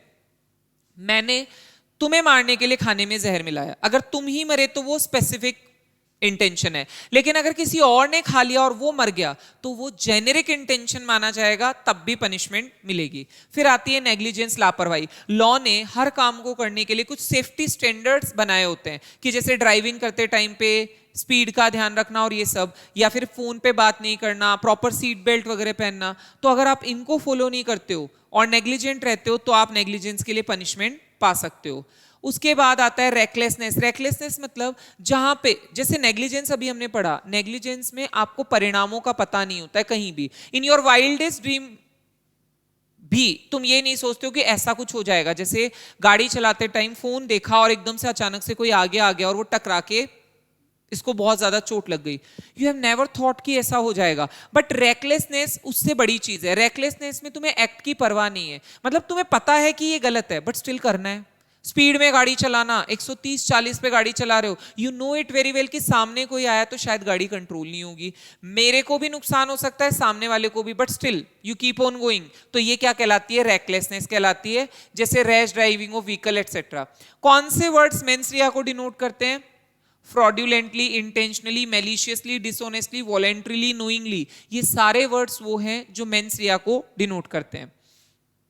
अब देखो ये इंपॉर्टेंट है, यहां से क्वेश्चन उठ के आता है कि मैंने जो बोला मेंस रिया के बिना इंसान पनिश नहीं करा जा सकता, लेकिन ये बोलता है कि कई एक्सेप्शनल केसेस में बिना मेंस रिया के भी पनिशमेंट होती है, जहां पे स्टेट्यूट ने लाइबिलिटी इंपोज करी हो। भाई एक्ट में लिख रखा है कि पेनल्टी या पनिशमेंट या फाइन जो भी है आएगा ही आएगा, कुछ नहीं कर सकते। जैसे Gujarat is a dry state, इसमें एग्जांपल दे रखा है। कौन से एग्जांपल है इसके? Public safety, social welfare, matters concern with public health, food या ड्रग। उनमें फिर हम मेंस रिया नहीं देखते। हम तुमने अगर कुछ भी किया है तो हम लाइबल बना देंगे। जहां डिफिकल्ट हो मेंस रिया प्रूव करना, बहुत सारे लोग इन्वॉल्व हो या फिर बहुत टाइम लग रहा हो, तो हम क्यों मेंस रिया प्रूव करें? जैसे आईटीआर नहीं भरने पर फाइन लेना, पब्लिक सेफ्टी के इंटरेस्ट में, जैसे कि पब्लिक सेफ्टी का मामला हो तो हम रिस्क नहीं ले सकते, मेंस्ट्रुआ है या नहीं है हमें मतलब नहीं है। जैसे कोई बाइक पे खड़े होके स्टंट कर रहा है रोड पे, किसी को भी नुकसान हो सकता है, तो हमने उस पे जो रोक लगाई उसको पनिश किया, तो वो आईपीसी में बिना मेंस्ट्रुआ के कर दिया।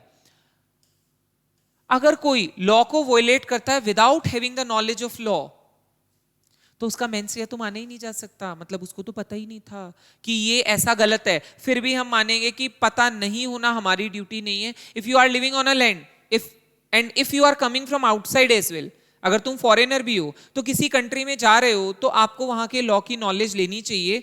ये कोई बहाना नहीं होता कि मुझे पता नहीं था। अब आ जाते हैं एक्टस रियस पे, जहां मेंस्ट्रुआ आपका मेंटल एस्पेक्ट ऑफ क्राइम है, एक्टस रियस क्या है आपका फिजिकल एस्पेक्ट ऑफ क्राइम है। फिजिकल एक्ट है, अनलॉफुल कमीशन हो जाना किसी चीज का, तो अटेम्प्ट अकम्प्लिशमेंट दोनों किसका पार्ट माने जाएंगे, एक्टस रियस का पार्ट माने जाएंगे। But sometimes what happens is कि कोई इंसान ये कह सकता है कि मैंने खुद थोड़ी ना किया, मैंने किसी से करवाया, तो क्या वो मेरा एक्टस रियस नहीं माना जाएगा? माना जाएगा। आप किसी के थ्रू करवाओगे तो भी आपका एक्टस रियस माना जाएगा। जैसे कि मिस्टर एक्स ने प्रोवोक किया बी को, गन प्रोवाइड की कि मार दो सी को, तो ये मिस्टर एक्स का भी मेंस्ट्रुआ है और ये भी एक्टस रियस भी माना जाएगा। अब आ जाते हैं ऑफेंसेस पे, यहां से आपका सीआरपीसी का बेटा कॉन्सेप्ट चालू हो जाता है, आईपीसी वाला फिर वापस से आएगा। सीआरपीसी में सबसे पहले हम पढ़ेंगे cognizable and non cognizable offences, serious और not so serious. Difference, without warrant arrest हो सकता है, इसमें वारंट की नीड होती है। जनरली ये वाले नॉन बेलेबल होते हैं कॉग्निजेबल वाले, और ये नॉन कॉग्निजेबल बेलेबल होते हैं। More serious, less serious, without warrant arrest हो सकता है, विद वारंट ही कर सकते हो। मर्डर, किडनैपिंग इसके एग्जांपल है, इसमें थेफ्ट, असॉल्ट, चीटिंग, फोर्जरी ये नॉन कॉग्निजेबल के एग्जांपल है। क्लासेस ऑफ क्रिमिनल कोर्ट में आती है सबसे पहले high court, court of session और court of magistrate. Supreme court को हमने छोड़ दिया है क्योंकि सुप्रीम कोर्ट डायरेक्टली केसेस नहीं लेती है। फिर हम दो तरह के मजिस्ट्रेट होते हैं, जुडिशियल और एग्जीक्यूटिव। एग्जीक्यूटिव बेटा कौन से होते हैं? जो केसेस ट्राई नहीं करते। जुडिशियल केसेस ट्राई करते हैं, उनमें क्लासेस होती है फर्स्ट क्लास और सेकंड क्लास मजिस्ट्रेट, ये अलग अलग क्लासेस है। अब आते हैं power of court, again it is very important, इस पे से प्रैक्टिकल क्वेश्चन भी आ सकता है। पहले सेक्शन 26, अगर आईपीसी में कोई ऑफेंस कवर्ड है तो कौन सी कोर्ट में जाना है? जिस भी कोर्ट के स्केड्यूल में वो ऑफेंस मेंशन्ड है तुम वहां चले जाओ। अगर ऑफेंस आईपीसी में कवर्ड नहीं है, किसी और एक्ट से ऑफेंस आ रहा है, तो फिर हम क्या करें? उस एक्ट में जहां जिस कोर्ट में या ट्राइब्यूनल में जाने का बोला है पहले आप वहां जाएं। अगर वहां कुछ मेंशन नहीं किया हुआ उस एक्ट में, तो फिर आप आईपीसी वाला यही प्रोसेस फॉलो करेंगे। कोर्ट और उनकी पावर, सबसे पहले हम पढ़ेंगे सेक्शन 28 में हाई कोर्ट और सेशन कोर्ट की पावर। हाई कोर्ट की पावर पनिशमेंट देने की कितनी है? कोई सी भी पनिशमेंट दे सकते हैं जो आईपीसी में लिखी है, इंक्लूडिंग डेथ पेनल्टी। सेशन जज या एडिशनल सेशन जज जो कि रैंक में बिल्कुल सेम होते हैं, इनकी पावर क्या है? कोई भी सेंटेंस पर डेथ पेनल्टी देने के लिए कंफर्मेशन किसकी चाहिए? हाई कोर्ट की चाहिए। असिस्टेंट सेशन जज जो रैंक में लोअर होगा सेशन कोर्ट में, उसकी अप टू 10 इयर्स। फिर आ जाते हैं मजिस्ट्रेट जिसके लिए सेक्शन है 29 सेक्शन में मजिस्ट्रेट की पावर है। सीजेएम की पावर कितनी बेटा? Up to 7 years of imprisonment. First class वाले मजिस्ट्रेट की कितनी? अप टू 3 ईयर, और फाइन की लिमिट हो गई 10,000। अब यहाँ फाइन की लिमिट क्यों आई? पहले क्यों नहीं थी? क्योंकि पहले कोई लिमिट है ही नहीं, पहले वो अनलिमिटेड फाइन दे सकते हैं। यहां से फाइन की लिमिट स्टार्ट हो जाती है कि फर्स्ट क्लास वाले 10,000 से ऊपर का फाइन नहीं दे सकते। फिर आते हैं सेकंड क्लास मजिस्ट्रेट पे, उसकी 1 ईयर और 5,000 का फाइन। एक मेट्रोपॉलिटन मजिस्ट्रेट भी होता है बेटा, सी सेट में भी आपने पढ़ा होगा उसके बारे में। मेट्रोपॉलिटन मजिस्ट्रेट कुछ नहीं होता, अलग है नाम खाली। सिटी जो मेट्रो सिटीज होते हैं उनमें जो मजिस्ट्रेट होता है उसको हम मेट्रोपॉलिटन कह देते हैं। उसकी क्लास किस पे डिपेंड करेगी? जैसी क्लास, रैंकिंग, मतलब उसकी जैसे फर्स्ट क्लास के लेवल का है, सेकंड क्लास के लेवल का है, वो फिर सेम ही पावर्स रहेगी। फिर हम बात करते हैं सेक्शन 30 की, sentence in default of fine. Fine अभी अभी ऊपर बताया था आईपीसी में भी कि अगर फाइन नहीं पे किया तो आपको इंप्रिजनमेंट भी हो सकती है। पहले तो अगर सिर्फ फाइन ही था तो क्या करेंगे? डिफॉल्ट सेंटेंस में मैक्सिमम पावर कोर्ट की जितनी है उतनी सजा दे सकते हैं, देते नहीं है मैक्सिमम पर प्रोविजन है। फिर आता है कि इंप्रिजनमेंट भी थी, फाइन भी था, अब मैं क्या करूं, कितनी सजा दूं? तो उस केस में मुझे बोला एडिशनल इंप्रिजनमेंट आएगी। क्या आएगी? एडिशनल इम्प्रिजनमेंट, वो कितनी होगी 1/4 ऑफ द मैक्सिमम पावर। मतलब तुम्हारी पावर जितनी है उसका 1/4 ही तुम एडिशनल इम्प्रिजनमेंट दे सकते हो। तो जहां 1 ईयर आपकी मैक्सिमम पावर है तो इम्प्रिजनमेंट कितनी एक्सटेंड होगी 3 मंथ्स। जहां आपकी 3 इयर्स पावर है वैसे कैलकुलेट कर लो, इस तरह से आप कैलकुलेट कर सकते हो। यहां मैंने आपको रेगुलर क्लासेस में एग्जाम्पल प्रॉपरली एक्सप्लेन किया था, याद होगा आपको ये कैलकुलेशन किस तरह से की जाती है। प्रैक्टिकल क्वेश्चन में आपको इसी तरह से करके दिखाना है। सेक्शन 31 कि अगर कोई इंसान एक से ज्यादा ऑफेंस करता है तो क्या करें, कैसे सजा दें। तो 2 ऑप्शन है। पहला, अगर सारे नॉन कॉग्निजेबल ऑफेंस है तो क्या कर दो, जोड़ दो सजाएं, एग्रीगेट कर दो। पर अगर एक भी कॉग्निजेबल है तो डील कैसे करेंगे, कॉग्निजेबल की तरीके से, फिर उसमें नॉन कॉग्निजेबल ऑटोमेटिकली इंक्लूड हो जाएंगे। फिर बात करते हैं inherent power of court, section number 482। जैसे हमने सीपीसी में पढ़ी थी ना, वैसी सेम पावर है। पर्पस क्या होता है, अब्यूज ऑफ पावर रोकने के लिए और एंड्स ऑफ जस्टिस को सिक्योर करने के लिए। केस का नाम है मधु Limaye versus state of Maharashtra का।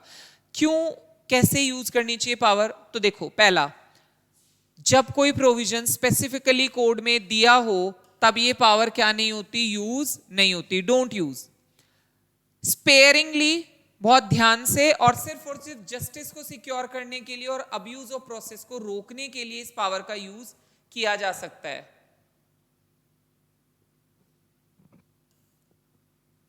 Should not be use when express bar, जब बार लगी हो इसके यूज पे तब इस पावर को यूज नहीं करना चाहिए। और एक चीज ये भी चेक करनी है कि पर्सन जिसके लिए ये पावर यूज करी जा रही है उसने कहीं कोई और रेमेडी तो नहीं ली ना, वो बोनाफाइड तो है ना। फिर आता है arrest of person, again it is very important, section number 41, how arrest of a person is made. हम पहले सेक्शन 41 डील के बारे में पढ़ेंगे, जिसमें एक पुलिस ऑफिसर को विदाउट वारंट भी अरेस्ट करने का राइट होता है। ये क्वेश्चन पहले 8 नंबर में आया करता था, अब वो पैटर्न अगर हट गया है तो आपको उतना नहीं लिखना पड़ेगा, बट हाँ फिर भी आपको सफिशिएंटली काफी कुछ इसमें लिखना पड़ेगा। सबसे पहले, जिसने कॉग्निजेबल ऑफेंस किया हो, जिसके खिलाफ रीजनेबल कंप्लेंट मिली हो, या फिर जिसके खिलाफ मुझे कोई क्रेडिबल इंफॉर्मेशन मिली है, या फिर जिस पे मुझे शक है, उसको मैं गिरफ्तार कर सकता हूं विदाउट वारंट। जिसने ट्रेसपासिंग करी एक बार तो गिरफ्तार हो ही जाएगा। जिसको प्रोक्लेम कर दिया ऑफेंडर, जिसके पास स्टोलन प्रॉपर्टी पाई जाए तो शक होता है कि इसी ने वो क्राइम किया होगा। जो पुलिस के काम में रुकावट बनता है या जो एस्केप करता है लॉफुल कस्टडी से, उसको भी। आर्म्ड फोर्सेस से कोई कमांडर को बताए बिना भाग जाए तो उसको भी हम विदाउट वारंट अरेस्ट कर सकते हैं। आउटसाइड इंडिया वाले के लिए अगर तुम्हें पता चलता है कि उसने कहीं बाहर क्राइम किया है तो उसको भी तुम अरेस्ट कर सकते हो इंडिया में।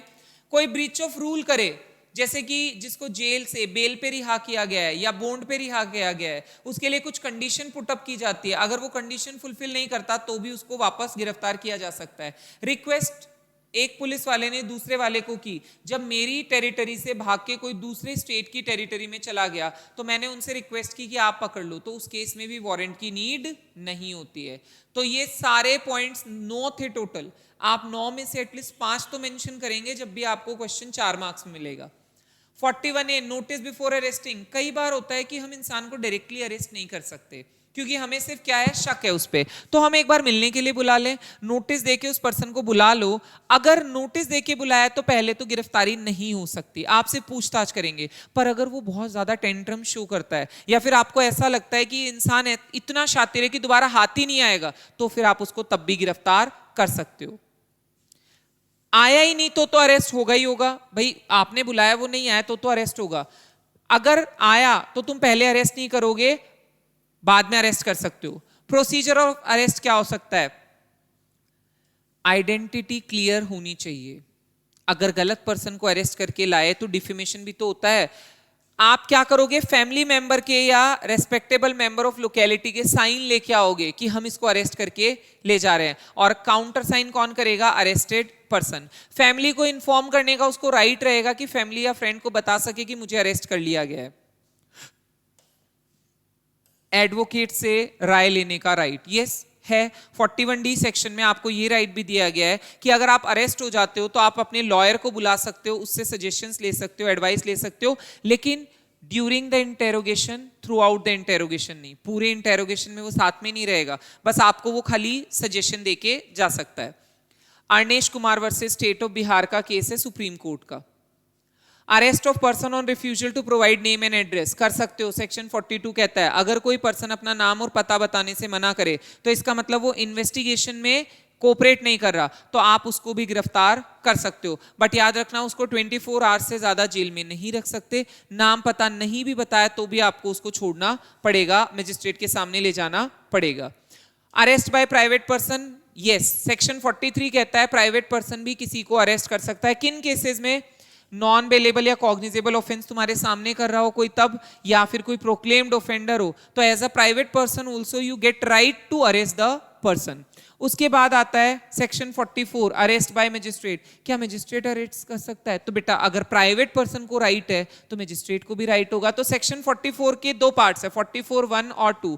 44(1) में हमने कहा कि वो खुद अरेस्ट कर सकता है या पुलिस को ऑर्डर कर सकता है जब कोई पर्सन उसके सामने कोई गलत काम कर रहा हो, या फिर वो वारंट इशू करके भी अरेस्ट करा सकता है जब उसको शक हो किसी पे। 45 आर्म्ड फोर्सेस के लोगों को प्रोटेक्शन मिली है कि जब वो मिशन पे हो तो उनको डायरेक्टली अरेस्ट नहीं किया जा सकता। उस केस में आपको क्या लेनी पड़ेगी? सेंट्रल गवर्नमेंट का अप्रूवल लेना पड़ेगा। फिर बताया गया प्रोसीजर ऑफ अरेस्ट 46 में कैसे अरेस्ट करेंगे? प्यार से तो नहीं होगा अरेस्ट, कोई ना कोई पर्सन रेसिस्ट करेगा। मतलब हर पर्सन इतना ईमानदार नहीं होता कि मैंने कहा जेल चलो और वो प्यार से चल ले, वो अपने आप को बचाने की कोशिश करेगा। तो हम यहाँ पे बैटरी कमिट कर सकते हैं, डेफिनेटली बैटरी होगा, पर वो बैटरी मानी नहीं जाएगी क्योंकि आपका तो काम ही वही है।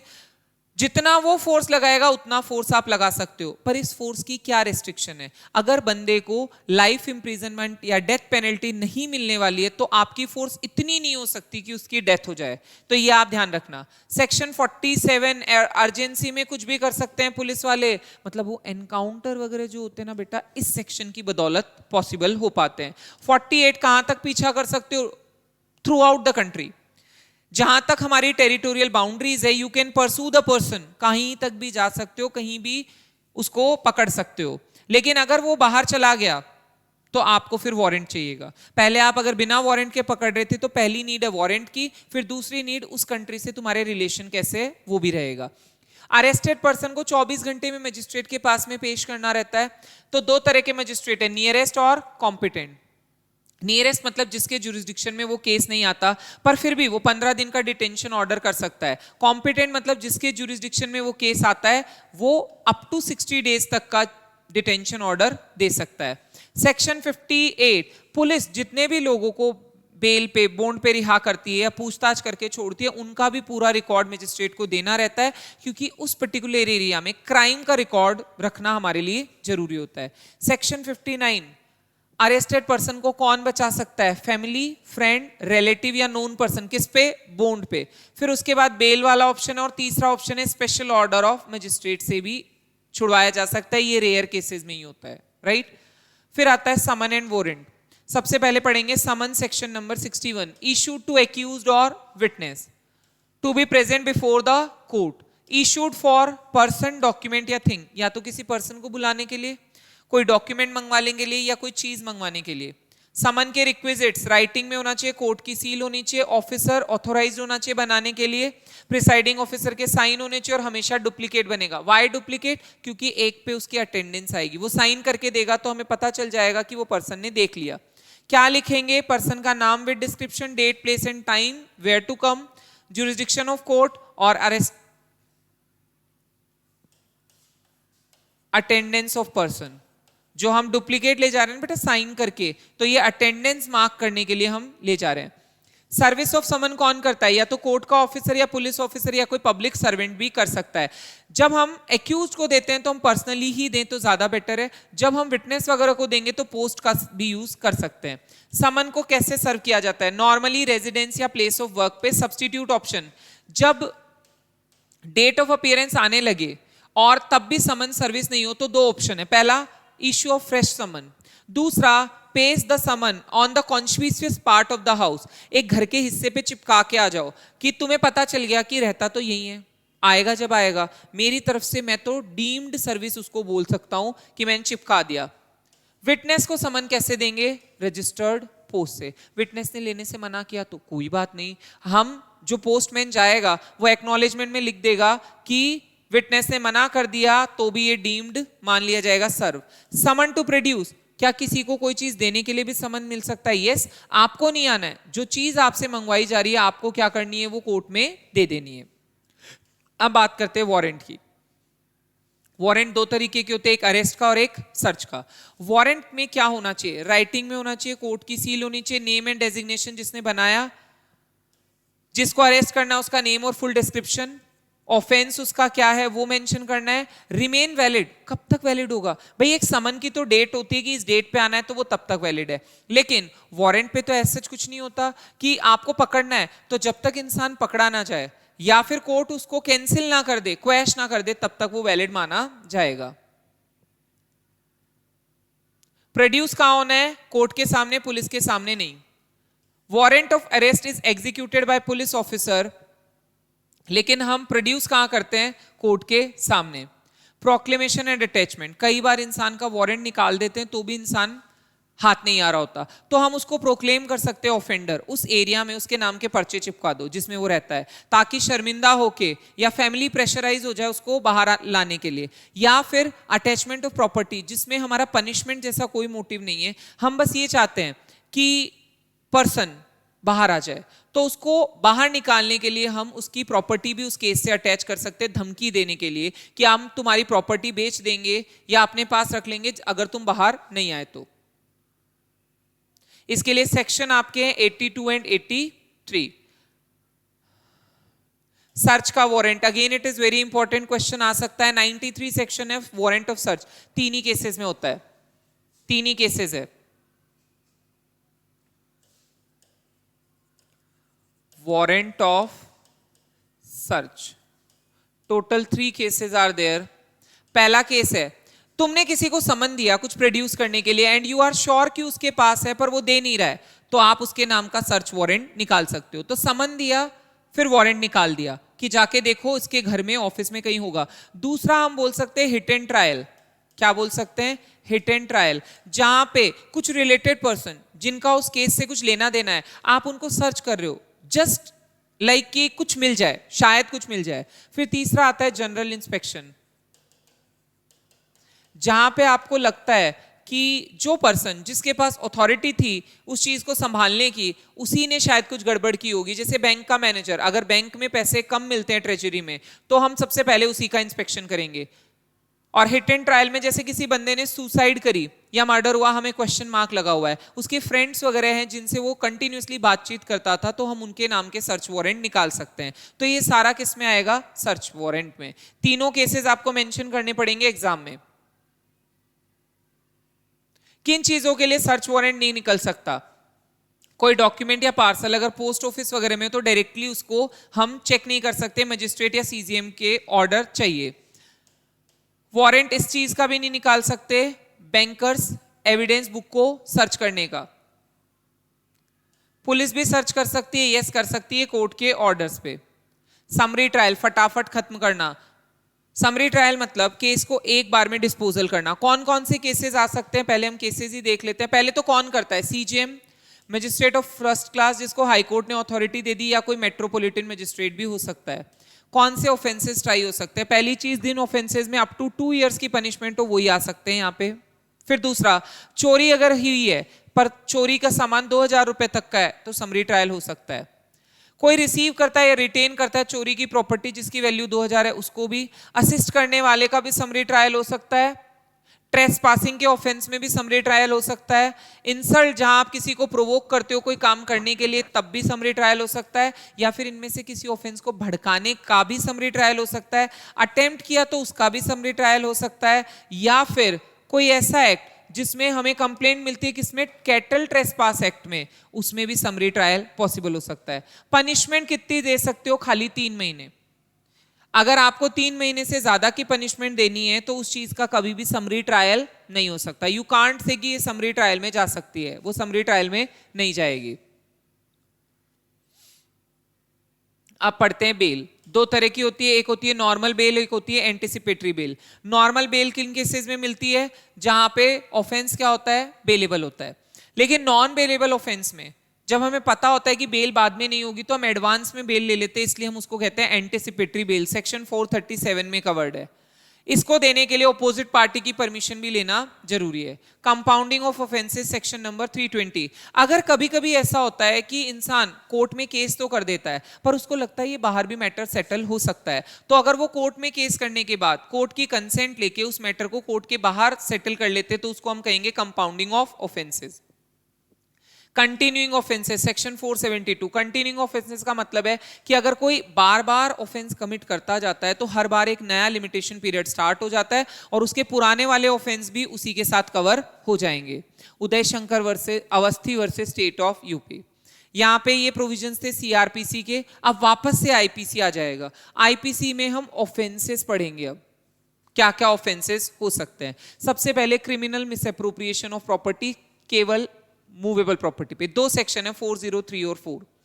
403 में हम कहते हैं कि अगर कोई लिविंग पर्सन की कोई प्रॉपर्टी किसी के पास चली जाती है गलती से, लेकिन उसके मन में बाद में बेईमानी आ जाती है, वो उस प्रॉपर्टी को अपने फायदे के लिए यूज करेगा, तो वो क्या कहलाएगा? Criminal misappropriation of property as per section 403। दूसरा, अगर कोई डेड पर्सन की प्रॉपर्टी के साथ ऐसा करता है तो ये तो और ज्यादा खराब हुआ कि डेड पर्सन के टाइम पे जब वो लिविंग था उसके पास में कोई चीज थी, उसकी मौत होने के बाद आप वो चीज उसके पास से लेके भाग जाते हो, तो ये डेड पर्सन के साथ में हुआ, तो ये थोड़ा सा और ज्यादा संगीन अपराध माना जाएगा। दोनों के लिए हमारे पास में सजाएं अलग अलग है। जैसे उसमें 2 इयर्स है और 404 में 3 इयर्स और फाइन है, और अगर क्लर्क और सर्वेंट करता है तो आपकी 7 इयर्स तक की पनिशमेंट है। फिर आता है criminal breach of trust. Criminal breach of trust में क्या होता है? पहले एंट्रस्टमेंट और डोमिनियन आना जरूरी है। अगर एक बार एंट्रस्टमेंट और डोमिनियन आ गया, उसके बाद में आपने बेईमानी करी, उस प्रॉपर्टी को अपने फायदे के लिए यूज किया, तो वो क्या कहलाएगा? Criminal breach of trust. 405 से लेके 409 तक के सेक्शन है। सेक्शंस में यहां से नहीं बता रहा हूं बेटा, आपको मैं डायरेक्टली टेबल बनवाई थी मैंने क्लास में, वो टेबल से बता दूंगा, यहीं पे देख लो। टेबल में हमने ये लिखा है, देखो 403, 405, सॉरी 404 है ये 405 to 9, ये मूवेबल प्रॉपर्टी के लिए, मूवेबल इमूवेबल दोनों के लिए। यहां करने वाले रिलेटिव फ्रेंड, जॉइंट ओनर, यहां बेली, कैरियर, एग्जीक्यूटर, एम्प्लॉय एटसेट्रा। यहां पे डिसऑनेस्टी मेन इंग्रेडिएंट है, यहां पे एंट्रस्टमेंट एंड डोमिनियन होना, और फिर उसके बाद में क्या आना? डिसऑनेस्टी आना। 403 में सजा है 2 साल और फाइन या दोनों, 3 साल फाइन, और सर्वेंट और क्लर्क के केस में 7 इयर्स प्लस फाइन। 405 में खाली डेफिनेशन है। 406 में सजा है 3 साल और फाइन, जो नॉर्मल कोई स्ट्रेंजर करेगा। 407 और 8, 407 और 8 किसके लिए? क्लर्क, सर्वेंट, एक क्लर्क और सर्वेंट के लिए, दूसरा है कैरियर और वेयर हाउस कीपर के लिए, उनके केस में 7 साल और फाइन, और 409 में अप टू 10 इयर्स, और अगर पब्लिक सर्वेंट हुआ तो लाइफ इंप्रिजनमेंट तक भी हो सकती है। इसमें भी सबसे ज्यादा इंपॉर्टेंट है बेटा 409। 409 क्या होता है कि जितना रिलेशनशिप फिडुशियरी ज्यादा, उतनी ही ज्यादा क्रिमिनल ब्रीच ऑफ ट्रस्ट में पनिशमेंट होती है। तो जैसे banker, attorney holders, broker, public servant, इनके केस में ये पनिशमेंट ज्यादा होती है। 3 केस है, Bagga Singh versus state of Punjab, Bachchu Singh versus state of Haryana, और Girish Saini versus state of Rajasthan. इन पे प्रैक्टिकल क्वेश्चन भी आ सकता है। इन केसेस में ये बोलेंगे if you are a public servant, अगर तुम एक पब्लिक सर्वेंट हो और इस तरह से breach of criminal breach of trust कर रहे हो, तो फिर तुम्हें सजा ज्यादा मिलेगी, और पब्लिक सर्वेंट के केस में ये सजा लाइफ इंप्रिजनमेंट तक भी हो सकती है। अब हम बात करेंगे चीटिंग। चीटिंग में क्या होता है? मेन इंग्रेडिएंट बेटा डिसेप्शन। जहां हमने और 2 ऑफेंसेस अभी देखे, उनमें डिसेप्शन बिगनिंग से नहीं था, चीटिंग में डिसेप्शन बिगनिंग से होता है। आप किसी इंसान को इंड्यूस करते हो कि वो तुम्हारे कहने से या तो तुम्हें कोई प्रॉपर्टी ट्रांसफर कर दे या अपनी कोई प्रॉपर्टी डिस्ट्रॉय कर दे, तो उसी को हम कहते हैं चीटिंग। चीटिंग भी कई तरह की होती है। मेन एलिमेंट क्या है? डिसेप्शन, इंड्यूसमेंट, एक्ट और ओमिशन। हार्म कैसा हो सकता है? बॉडीली, माइंड, रेपुटेशन या प्रॉपर्टी। सबसे पहले 415 में सिंपल चीटिंग डिफाइंड है। 416 में चीटिंग बाय पर्सोनेशन बताया गया है कि जब आप किसी की आइडेंटिटी लेके किसी को चीट करते हो तो वो चीटिंग बाय पर्सोनेशन है। 417 में जो सिंपल चीटिंग है उसकी क्या है, पनिशमेंट है, कितनी होती है बेटा, 1 साल, फाइन या दोनों। 419 में क्या बोला गया है, पनिशमेंट फॉर चीटिंग बाय पर्सोनेशन, वो कितनी है, 3 साल, फाइन या दोनों। 418 में कौन सी चीटिंग है, जहां चीटिंग करते टाइम पे आपको पता होता है कि सामने वाले का लॉस पक्का होने वाला है, तो उसको हम 418 में कवर करते हैं, सजा वही है 3 साल और फाइन। 420 सबसे बड़ी चीटिंग, जहां आप सब कुछ करते हो, फ्रॉड करते हो, सामने वाले को इंड्यूस करते हो कि वो अपनी प्रॉपर्टी तुम्हें दे दे और फिर तुम उसको लेके भाग जाते हो, उसी को हम कहते हैं 420। तो यहां पे जो है सजा वो कितनी होती है, 7 साल की इंप्रिजनमेंट और फाइन। केस भी है इसमें बेटा, Kuriachan Chacko versus state of Kerala, but इसमें मोस्ट इंपॉर्टेंट केस है Mohammed Ibrahim versus state of Bihar. ये चीटिंग नहीं मानी जाती, this is called exception of cheating, क्योंकि अगर सामने वाले का बोनाफाइड बिलीफ है तो फिर चीटिंग कैसे मानी जाएगी। ये केस मैं बता देता हूं एक बार, कि एक पर्सन है मोहम्मद इब्राहिम, उसको ए मान लो, और बी है कोई पर्सन जिसको इसने क्या की, प्रॉपर्टी बेची। इसको बोनाफाइड बिलीफ क्या था, ये प्रॉपर्टी मेरी है। बोनाफाइड बिलीफ मतलब कोई गलत विश्वास नहीं था, खुद को लगता था, बी को भी ये लगता था कि ए इज द ओनर, इसने भी कहीं कोई गलती नहीं की।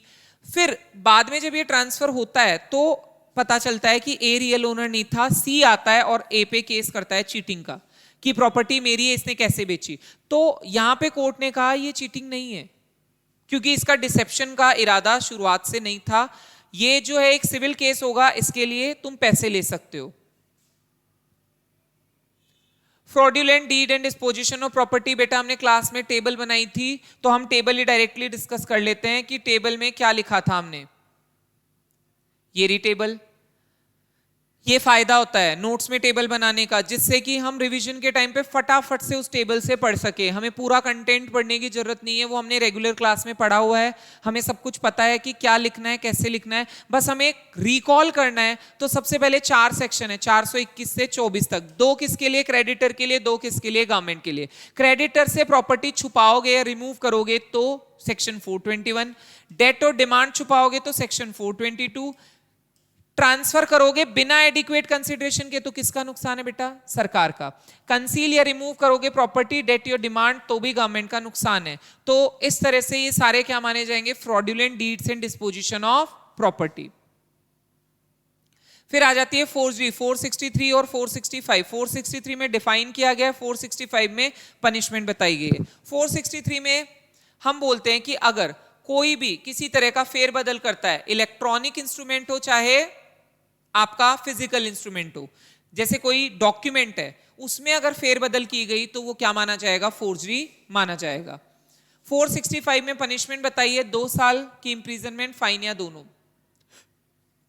एक केस है रामचंद्रन वर्सेस स्टेट, जिसमें कहा इंटेंशन डिफ्रॉड करने का होना चाहिए, खाली बोलने से फोर्जरी नहीं मानी जाएगी। परमिंदर कोर्स के केस में कहा गया मियर ऑल्ट्रेशन इज नॉट फोर्जरी। लेकिन सबसे इंपॉर्टेंट केस है Balbir Kaur versus state of Punjab, जिसको बोलेंगे एक्सेप्शन ऑफ फोर्जरी। एक ईटीटी टीचर थी जिसने एक स्कूल का एक्सपीरियंस ले रखा था और दूसरी स्कूल में अप्लाई किया, तो जो इसने एक्सपीरियंस लेटर दिया उसको बोगस बताया उस स्कूल ने कि ये स्कूल तो रिकॉग्नाइज्ड ही नहीं है।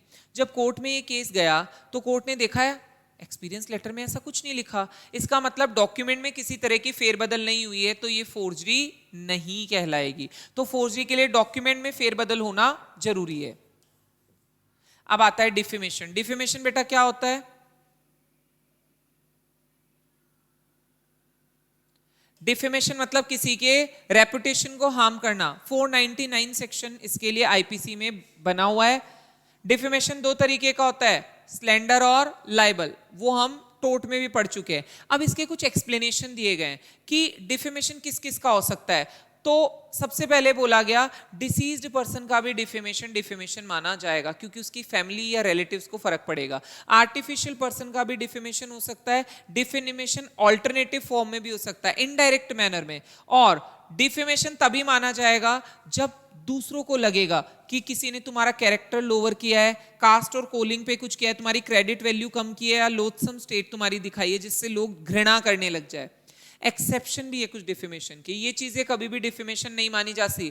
अगर तुम सच्चाई किसी को बता रहे हो पब्लिक गुड के लिए तो वो डिफेमेशन नहीं है। पब्लिक कंडक्ट और पब्लिक सर्वेंट डिफेमेशन नहीं है। कोई पब्लिक क्वेश्चन टच कर रहा है, उस पर्सन के कंडक्ट को दिखाना डिफेमेशन नहीं है। प्रोसीडिंग ऑफ कोर्ट को पब्लिश करना डिफेमेशन नहीं है। किसी केस के मेरिट्स को दिखाना डिफेमेशन नहीं है, या विटनेसेस के बिहेवियर को दिखाना। पब्लिक परफॉर्मेंस को कहीं पे जज करना, जैसे सिंगिंग, डांसिंग, मूवी एटसेट्रा, ये भी नहीं है डिफेमेशन।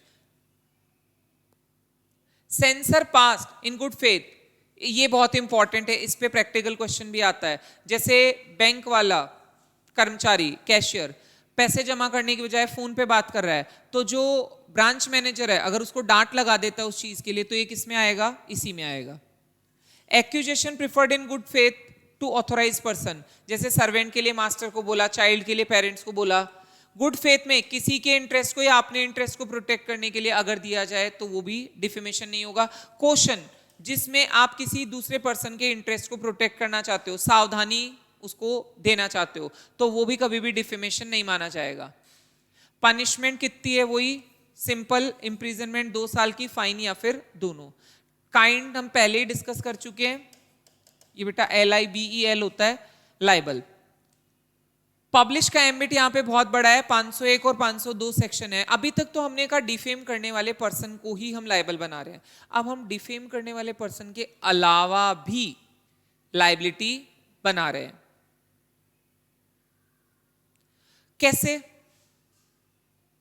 प्रिंटिंग और एनग्रेविंग सेल ऑफ प्रिंटेड और डिफेमेटरी मैटर एनग्रेव्ड, तो उसको भी लायबल बना रहे हैं। सेल करने वाले को, मतलब डिस्ट्रीब्यूट करने वाले को, और एनग्रेव करने वाले को पनिशमेंट वही है, 2 साल और फाइन वगैरह। यहां एक केस है शंकरन वर्सेस रामकृष्णन, अगर प्रिंट करने वाले को वो लैंग्वेज ही नहीं आती हो जिसमें वो चीज लिखी गई है, तो वो कैसे मानोगे कि उसने डिफेमेशन किया है? How is it possible? तो इसका मतलब ये एक्सेप्शन में आएगा।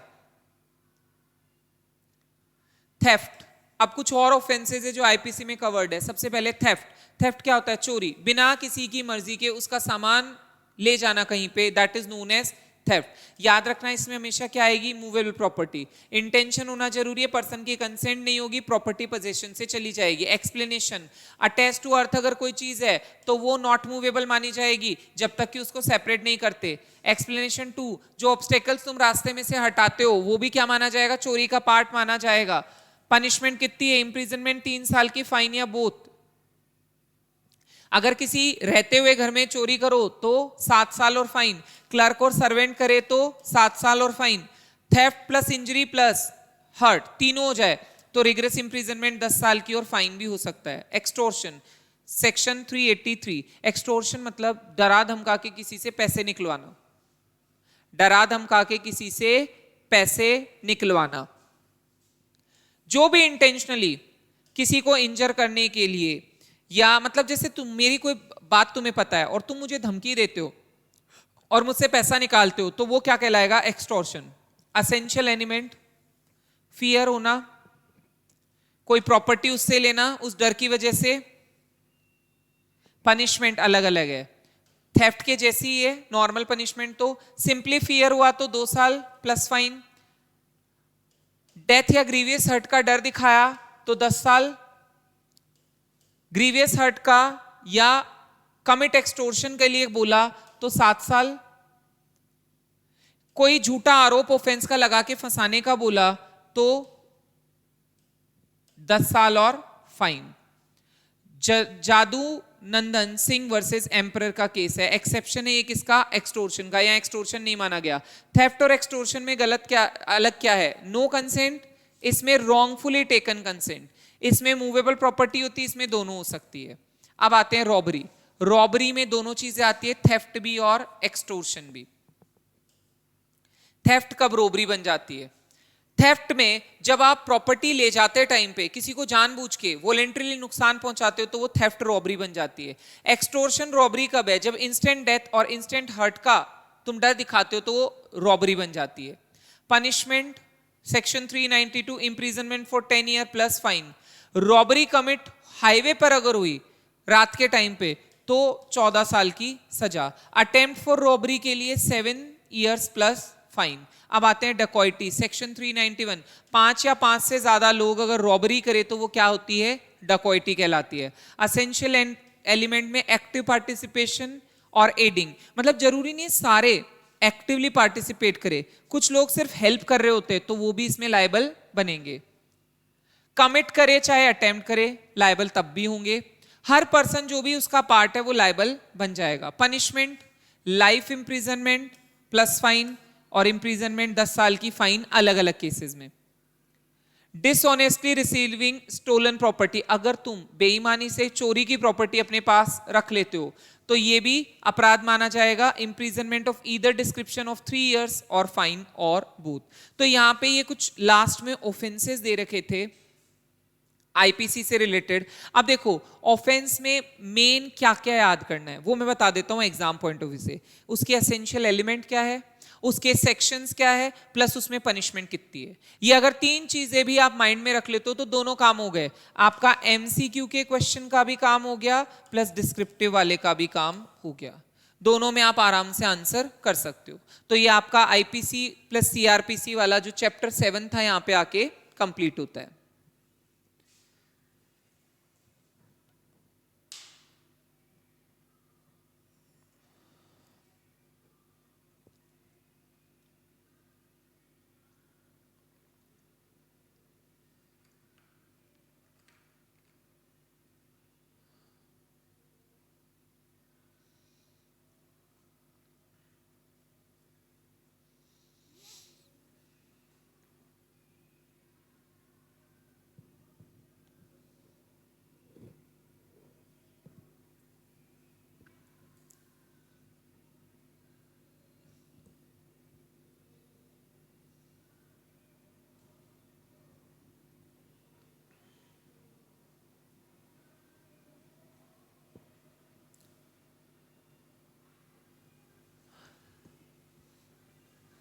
अब हम एक छोटा चैप्टर लेते हैं, लिमिटेशन एक्ट। छोटा सा चैप्टर है, बिल्कुल सिंपल सा है, कोई ज्यादा उसमें डिफिकल्टी लेवल नहीं है। एविडेंस एक्ट भी हम डिस्कस करेंगे लेकिन वो फिर हम कल की क्लास में डिस्कस करेंगे। आज की क्लास में हम लिमिटेशन एक्ट और डिस्कस कर लेते हैं। ऑलरेडी हम 2 चैप्टर्स डिस्कस कर चुके हैं। वैसे कल का एक पार्ट रिमेनिंग था चैप्टर 13 और एक आपका चैप्टर बड़ा था आईपीसी प्लस सीआरपीसी, ये हम दोनों डिस्कस कर चुके हैं। अब हम डायरेक्टली किस पे आ जाते हैं, लिमिटेशन एक्ट पे। Law relating to limitation. Limitation क्या होता है, बेसिकली केसेस क्रिमिनल वालों पे तो ये ज्यादा नहीं है क्योंकि क्रिमिनल में जो कॉग्निजेबल केसेस है उनकी कोई लिमिट नहीं है, वो कभी भी फाइल हो सकते हैं। लेकिन सिविल केसेस जिनमें एक टाइम लिमिट होना बहुत जरूरी है। Why time limit is needed, क्योंकि अगर आप टाइम लिमिट नहीं बनाओगे तो कोई कभी भी उठ के आएगा और केस फाइल करने की बोलेगा। तो इसीलिए there should be a time limit for filing a case. एक केस को फाइल करने के लिए टाइम लिमिट होना जरूरी है। विजिलेंस लानी थी हमें लोगों के अंदर कि केसेस कोर्ट में कितने टाइम में आने चाहिए। सिविल केसेस पे अप्लाई होती है और कुछ क्लासेस क्रिमिनल केसेस की पे, सब पे नहीं। बार ऑफ लिमिटेशन सेक्शन 3 सबसे इंपॉर्टेंट सेक्शन यही है, एग्जाम पॉइंट ऑफ व्यू से नहीं, इस एक्ट के लिए।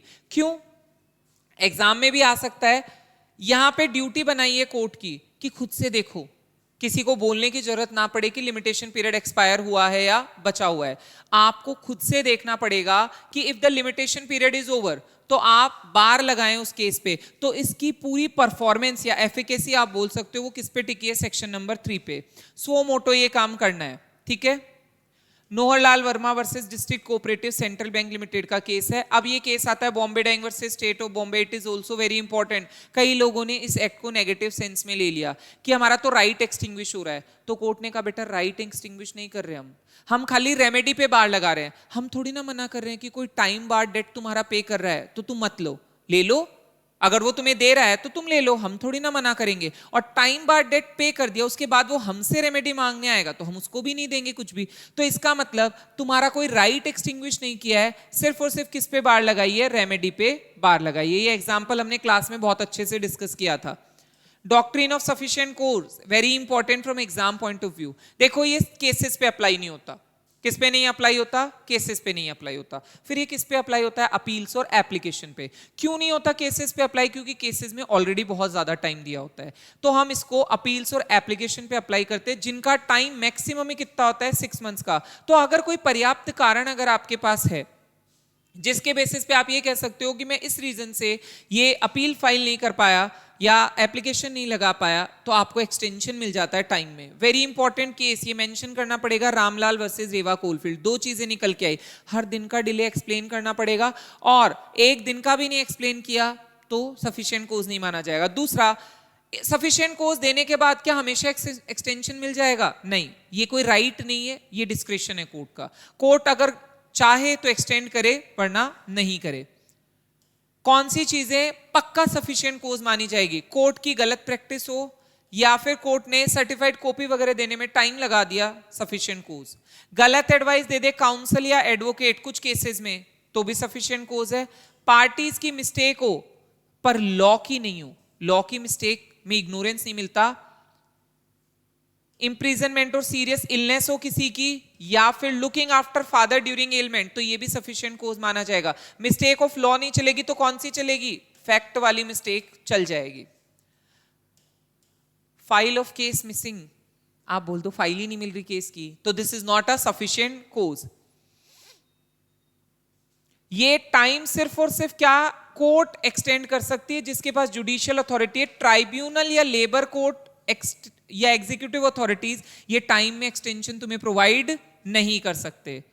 RB Ramalingam versus R B Bhuvaneshwari का केस है। पर्सन अंडर लीगल डिसेबिलिटी, बहुत ही सिंपल सा केस है। 3 सेक्शन है, 6, 7 और 8।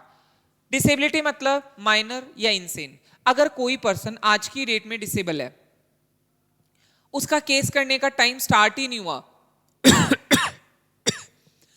तो उसके मेजर होने के बाद वो टाइम स्टार्ट करेंगे। फिर आता है मेजर होने के बाद क्या आप उसको जितना टाइम केस का था उतना ही देंगे? नहीं, हम बोलते हैं इसको हम लिमिट करेंगे सेक्शन 8 से, हम उसको सिर्फ और सिर्फ 3 साल का टाइम देंगे, irrespective of the type of case. Type of case कैसा भी हो, हम हर केस में 3 साल देंगे। फिर 7 सेक्शन, अगर बहुत सारे लोग एक केस में इन्वॉल्व है और उनमें से एक डिसेबल है, तो क्या वो सबको इंपैक्ट करेगा? नहीं, वो सबको इंपैक्ट नहीं करेगा।